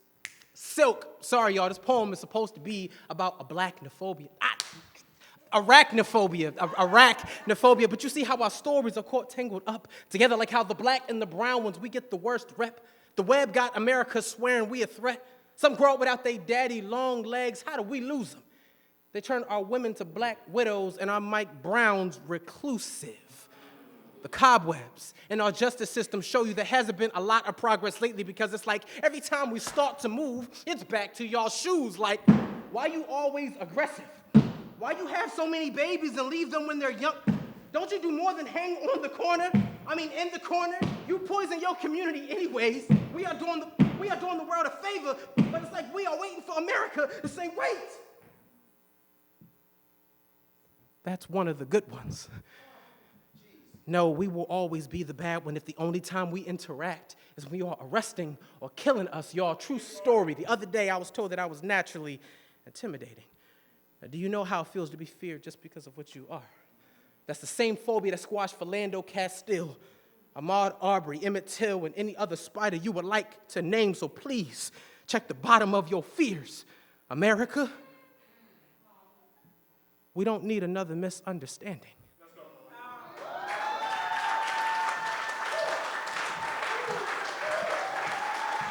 Put your hands together for Dove Dupree. Scorekeeper, what was the score for our last poet?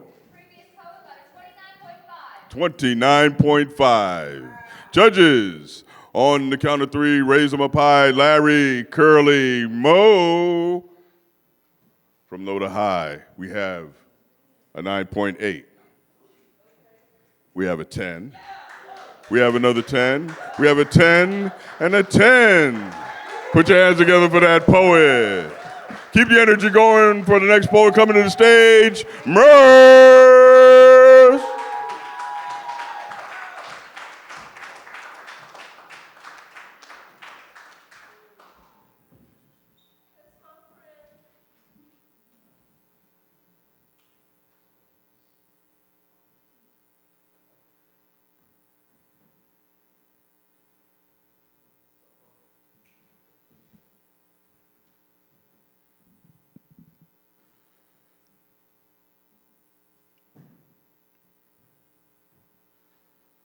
Confession.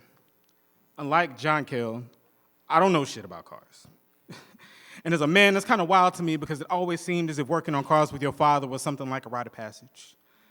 But I didn't have anyone to pass me the torch or a wrench or a screwdriver, so I taught myself the basics. You know, like changing tires, checking oil, jump starts. Like, you know, all the routine maintenance stuff. But I still really don't know much about cars, and that's crazy because my dad is a fucking mechanic. But he didn't stick around long enough to teach me how to shift out of childhood. Becoming a man isn't exactly automatic, and growing up doesn't come with a manual. Manual labor seemed to be the only thing my dad was ever built for. Skilled enough to fix anything mechanical, but somehow managing to break everything else. And I watched how he dismantled my mother part by part with his bare hands. And my spirit broke down each time he stepped into my bedroom, turning it into his garage where he jacked me up like one of the cars he worked on, like something he could fix just by hammering it into submission. In my adolescence, felt like years wasted away in a junkyard, searching for used parts of someone else's dad in an attempt to piece together a custom father figure, because I've learned what to do when life gives you a lemon, but I wasn't ready for when it gave me a sour father. And there is no extended warranty on parents. You just have to take them as is. My dad always had the right tools for the job, but never the right ones to fix his family. And it's no wonder that the family that I tried to build fell apart too, because my dad never taught me how to properly fix things, only how to nigger rig relationships. And I'm out here getting by on a point A to point B kind of love, making a patchwork job out of my broken heart, filling in the holes with the first thing that feels right, always feeling like a fixer-upper, shopping myself around to anyone willing to overlook the fact that I am buried alive under a pile of childhood traumas. I'm using bodies for body shops. I nut, then bolt. But in the end, it's always me that ends up screwed over, because love for me has only ever been a total loss waiting to happen. And I am exhausted from constantly trying to repair the wreckage inside my chest left behind by the emotions my dad stripped me of, and I said that I'd never be like him. But I only managed to manifest him in me later in the ugliest way, using other people as fuel for gaslighting myself into believing that toxicity is normal and that I don't need help. But I admit that I am fucked up, and I gotta change. These wheels of negativity that keep turning in my mind, rotate out the tires of self-loathing, jumpstart my heart so I can start loving myself again. You know, all the routine maintenance stuff. It's crazy, because I still don't know much about cars. And I've wasted a lifetime longing for the mechanic, when the whole time I needed a therapist and the actual fucking father.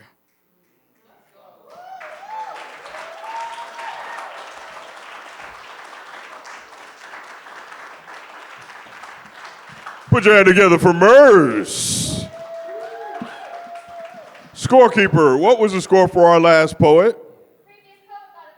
Got a 30. All right, put your hands. Judges, on the count of 3. 1, 2, 3, raise them up high. From low to high, I have a 9.7, another 9.7, a 9.8, a 10, and a 10. Put your hands together for that poet. Keep the energy going for the next poet coming to the stage, Eccentric.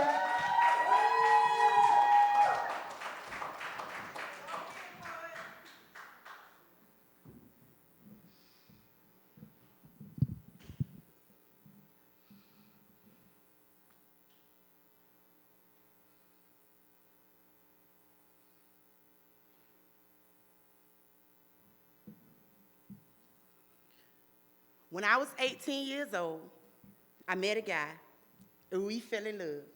Let's call him Bigfoot. You know, the mythical creature that everybody sees, but no one seems to knows what he is. He pops up every blue moon and changes the mood in the room. Well, yeah, that's him. And we had a baby. And I've been raising him by myself for 17 years now.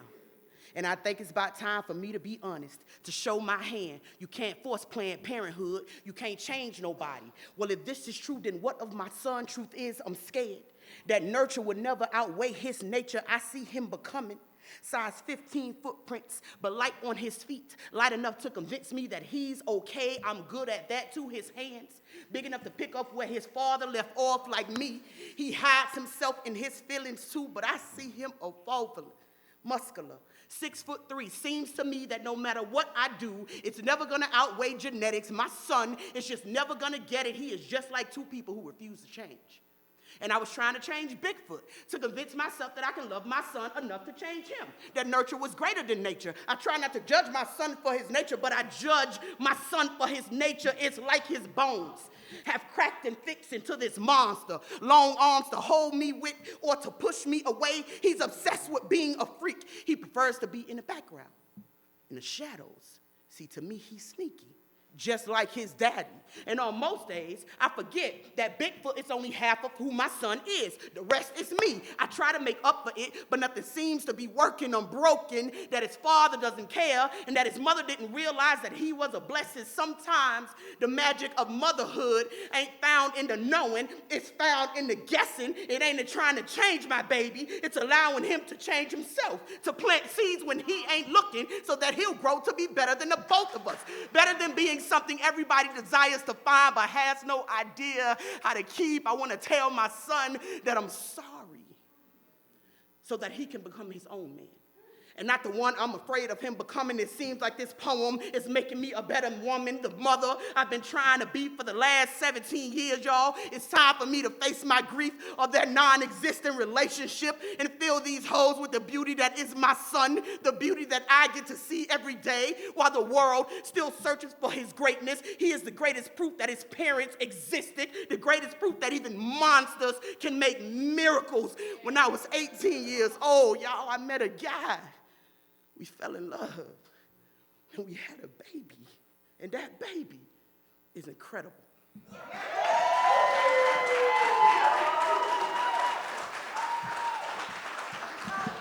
Put your hands together for Eccentric. Scorekeeper, what was the score for our last poet? Put your hands together for that poet. Judges, on the count of three, raise them up high. 1, 2, 3, get them up. From low to high, I have a 9.8.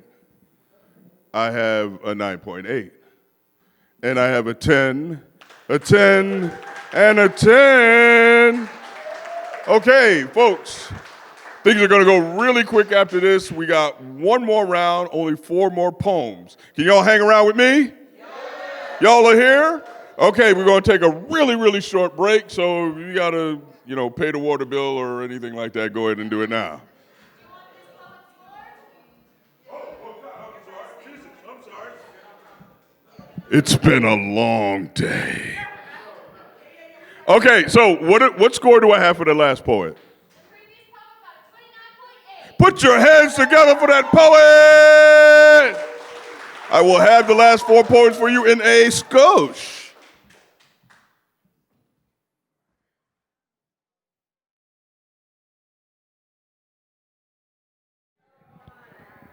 Come on, Frank, let's finish it. All right, so we've reached our last round. Put your hands together, you made it, you survived.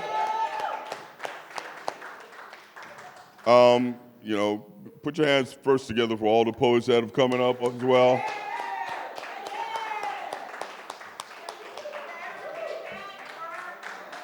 Okay, so without further ado, I want y'all to start clapping your hands. Clap your hands. Scorekeeper, are you ready? Timekeeper, are you ready? Judges, are you ready? All my judges here?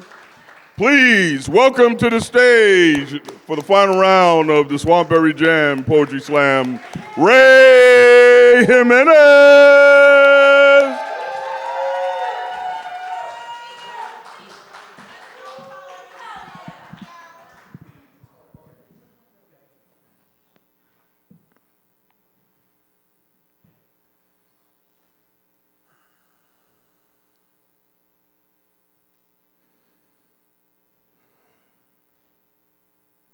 A response to the Parental Rights in Education and Stop Woke Act in Florida. Don't say gay, say straight impaired. Say heterosexually challenged, say cisgendered light, say happy, say too friendly, say confused. Don't say homophobic, say family friendly. Say it like only families are friendly, say it like families can't be gay. Like if you're gay, you can't be in this family. Don't say pronouns, say my house. Say I birthed you and I raised you. Don't say homeless youth. Say delinquent. Say hate crime. Say trans panic. Say predator. Say get out of my school. Go back to your closet. Say not in my school. Don't say Alan Turing. Don't say Langston Hughes. Don't say Virginia Woolf. Don't say Pulse. Don't name them. Don't make them seem human. Also, don't say slavery. say states' rights, say tradition, say heritage, say good people on both sides. Don't say reparations. Don't say woke. Don't be woke. Don't act woke unless you're joking about how woke someone is. Don't say critical race. Say I don't see race. Don't say affirmative action. Say merit-based pay. And please don't say the names. Don't say Trayvon. Don't say Amir. Don't say Floyd. Don't talk about knees and necks and not being able to breathe. Don't talk about the long list of names that keeps getting longer. It will be seasons before we finish, and who has that kind of time? Don't say protests. Say riots. Talk about Martin Luther King, but only to end the conversation, use him like a bullet from a balcony to kill uncomfortable discussions that white people don't want to have. Don't say white people, say patriots.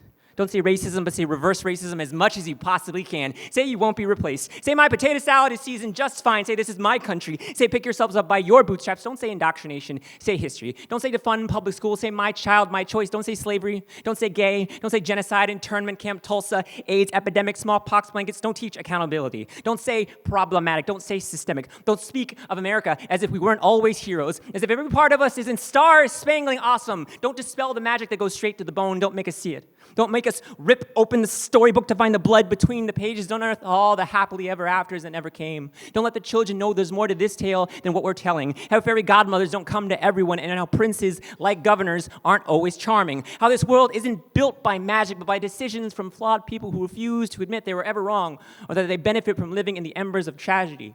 Don't let them know words have power to recognize, to inspire, to create, to change the very page of the storybook into something better than magic, to something that you can actually see. Don't do it. Because if you do, they might start believing that they're part of the story too. And they might start writing the next part themselves.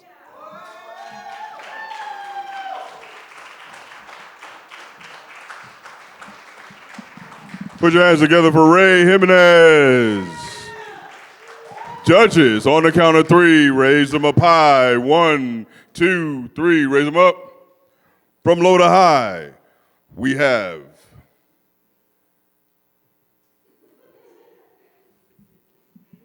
we have a 9.8, a 9.8, a 9.8, a 9.8, and a 9.9. Put your hands together for that poet. Keep the energy going, coming all the way to the stage for Dove Dupree.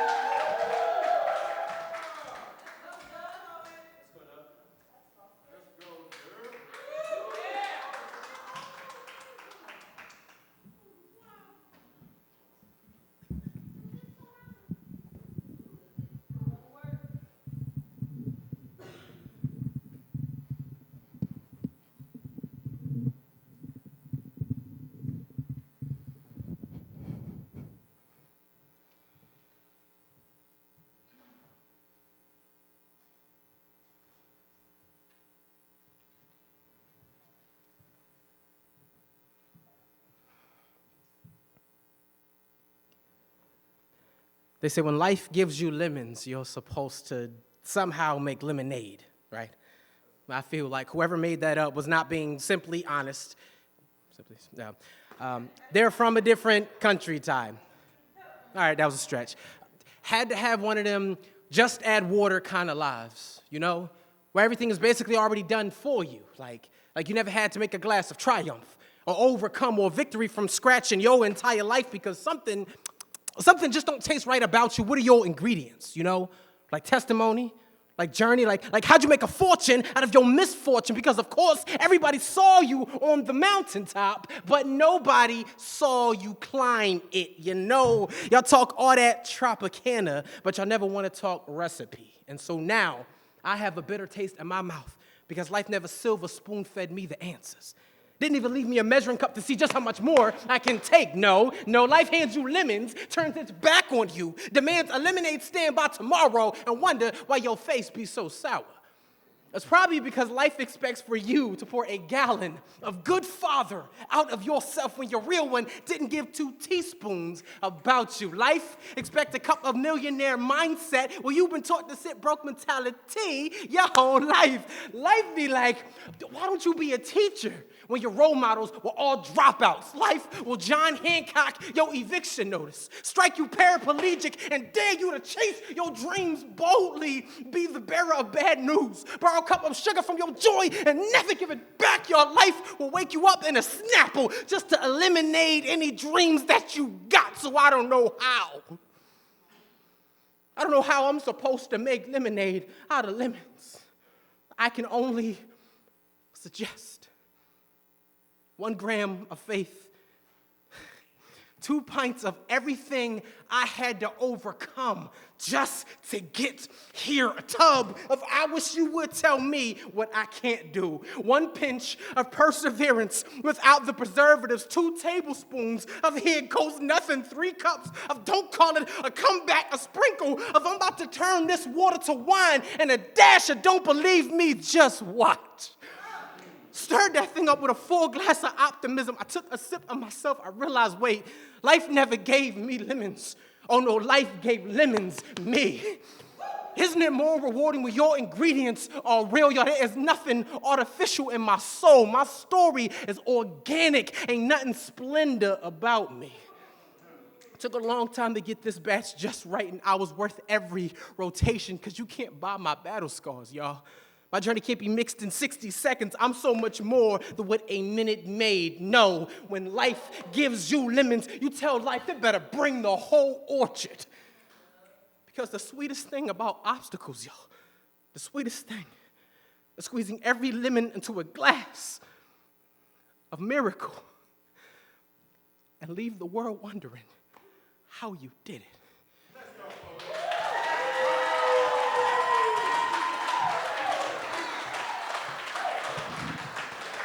Put your hands together for that poet, Dove Dupree. Scorekeeper, what was the score for our last poet? Put your hands together for that poet. Judges, on the count of 3, raise them up high. 1, 2, 3. From low to high. We have a 9.8. We have a 10, a 10, a 10, and a 10. Put your hands together for that poet. Keep the energy going for the next poet coming to the stage, Eccentric.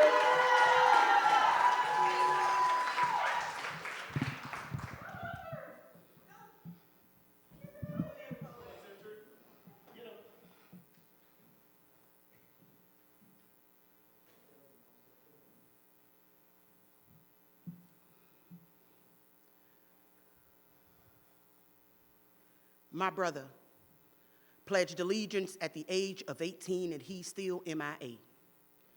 Hasn't quite figured out his way through the maze of uncertainty, and then I mentioned at the age of 30, he's not re-enlisting. So he'll become just another soldier, another Marine Corps hero, honored then forgotten, so the streets become paved blankets, their pillows, parking blocks, a fight for displaced children they were sent to displace. Lights lonely as the number 1. How'd they get to this place where they forgot what they was fighting for? Whose war is this? Who controls this blitz of moral bankruptcy? Sending them back home is like sending them to the enemy. Signs carved with hand-stricken of PTSD. I will kill for food that's far more familiar. And it's not the feeling of loneliness that's not familiar. It's actually being alone that kills them. We see them covered in memories. We hear the gunshots that rang in their ears, yet we turn the other cheek. So much for the land of the free. Your purple hearts mean nothing when I have nothing to eat. My brother, he eats in 5-minute intervals, as if his food would disappear with his rank. Somehow, Houdini became synonymous with his name. He left his taste palates somewhere back in the desert, saying to him, food no longer tastes the same. My brother, he swallows food like his esophagus is missing. And did I mention they must make magicians cross seas, because they all somehow manage to disappear between a rock and a hard place, grasping for air, grasping for pieces of a life that was lost in between elections. Who will fight for our veterans? Fear looks like invisible landmines. Concern like the loss of limbs, democracy burns the eyes of those who have seen death. My brother, he doesn't talk about the stench that the death of his brothers left on his tongue. He just mourns in irrational levels of comfort. He shoots gunshots in the air, hoping it doesn't kill his dream. I mean, my brother, he definitely has battle scars, and I'm not sure if those veteran benefits will get him very far. My brother broke his family, like the Marine Corps broke him, leaving not only his soul, but his pockets empty, his heart's in shambles, brains be scrambled. There's nothing left. This must be Vietnam, because healthcare takes forever. Jobs are nowhere to be found. This is the second dropping of the atomic bomb. We mourn them on billboards. We care for them in packages. And as their luck will have it, we are nowhere around when they need us. My brother needed us in 2013. When sorrow sounded of explosions used to push an agenda he didn't agree with. These are the things our veterans sleep with. These are the things that creep in. All come back, kill, so that the enemy never comes back. Some of them never come back, y'all. We sentenced them to a life of hell, yet they sentenced us to a life of freedom. I guarantee the desert sands have been wet before with the tears of our soldiers. My brother said, most would probably welcome your folded flags, because the worst part of making it out of war is to be sent back home to live in hell.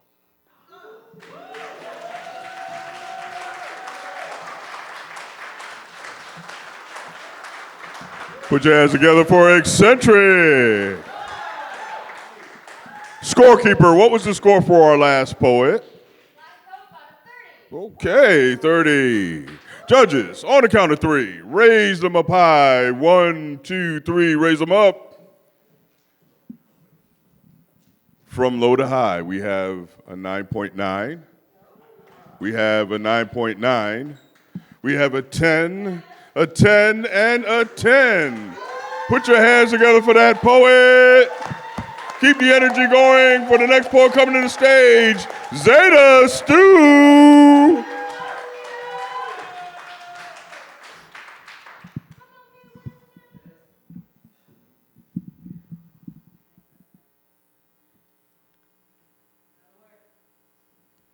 Truth is, I'm lonely. I sit in the car an extra hour when I get home. Even when I got time, I can't find my zone. Truth is, I don't feel safe alone. I have a house.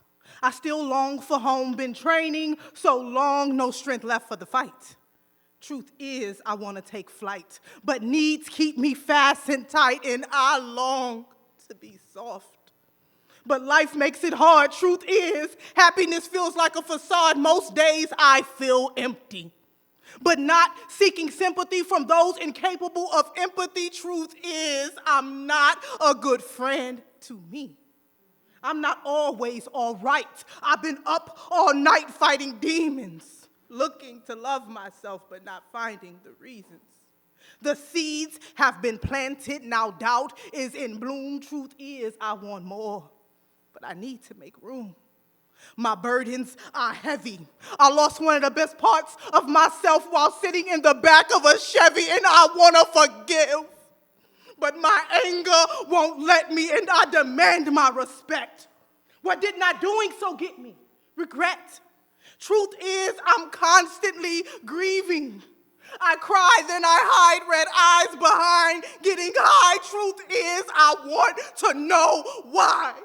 But I refuse to ask. Truth is, happiness never lasts. I haven't fallen, but I'm leaning.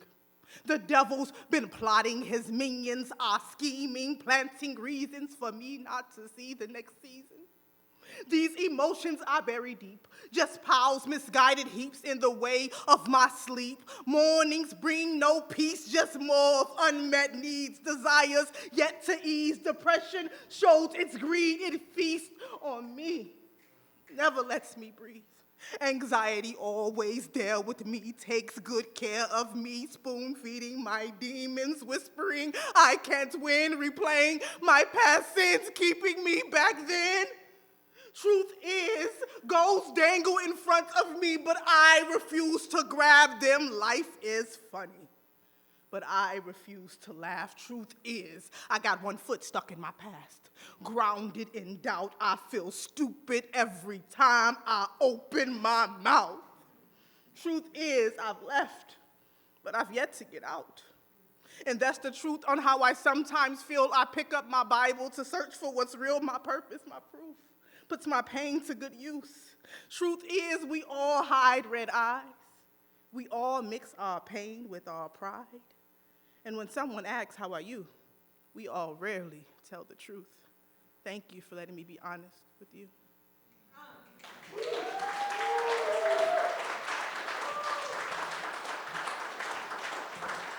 Put your hands together for Zeta Stu. Scorekeeper, what was the score for that last poet? 29.9. Judges, for the last time of the evening, I hope. Raise those scores up high. 1, 2, 3. From low to high, we have a 9.8. We have a 9.9, a 9.9, a 9.9, and a 10. Put your hands together for that poet. Give yourselves a hand for lasting this long. We will have the final scores or the win placer show imminently. Thank you so much. Do you want the score for this poet? Yes. Yes, you might want to do that.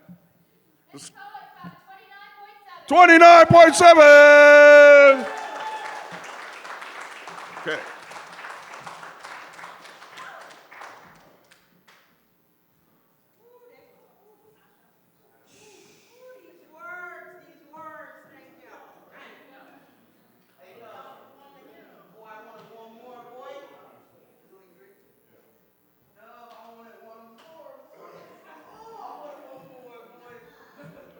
Okay, we're going to kick this pig. Please start clapping.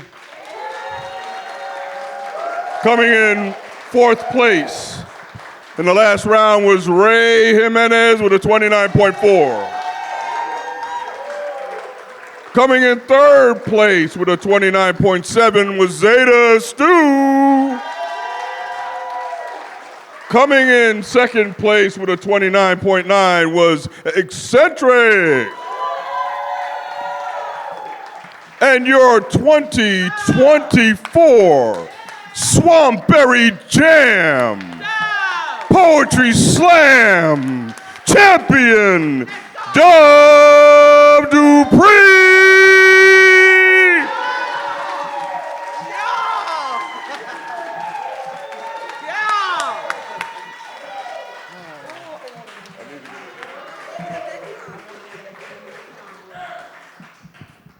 Hey, y'all. Thank y'all all for coming out. Say what? Stanzas till they pass out. Now show them who you are. So that's our Say What Slam team chant that we normally do. So everybody goes to Southern Fried. A lot of teams go to Southern Fried, and they all have like a certain chant that they do, and that's the Say What from Greenville, South Carolina. I want to thank you guys so much for coming in here and to supporting the event. Give yourselves a round of applause. Just give yourselves a round of applause for showing up and being here. My name is Dove Dupree. I'm Dove Dupree on all social media. I do music. You can find me on YouTube, Instagram, under Dove Dupree, all of that. Last thing is if you guys were inspired by anything that you heard from any of the poets, please come and talk to them. Let them know that their poem changes lives, that their poem matters, if that relates to you at all. There could be a good chance that you could be a good poet too. Yeah. Yes, sir. Yes, sir. I think it went well tonight. Thank you very much. Hey, thank you guys. I appreciate you so much. Yeah, we're gonna get a picture. Hey, this is the inaugural Swampberry Jam North Central Florida Poetry Slam. You did all right, right? We're gonna take a picture. What did the winner get? What did the winner get? Hey. Hey, you. Oh, I'm in the picture? Yeah. Oh, okay. $1,000. Woo!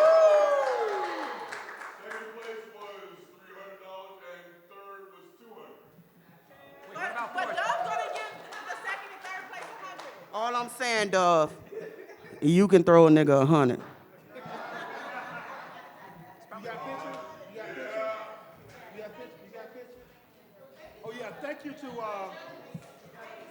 Thank you to our judges who survived off of a little sweet tea and chicken fingers. Sweet tea and chicken fingers. Thank you so much. Yes, thank you to the five-star event center. Thank you to the staff. Thank you, City of Gainesville, Department of Parks, Recreation, and Cultural Affairs.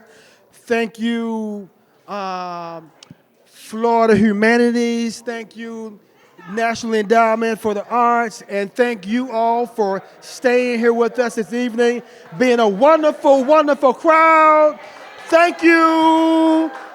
This concludes the inaugural Swampberry Jam North Central Florida Poetry Slam, brought to you by Art Speaks GNV Inc. and the Bard and Broadside North Central Florida Poetry Festival.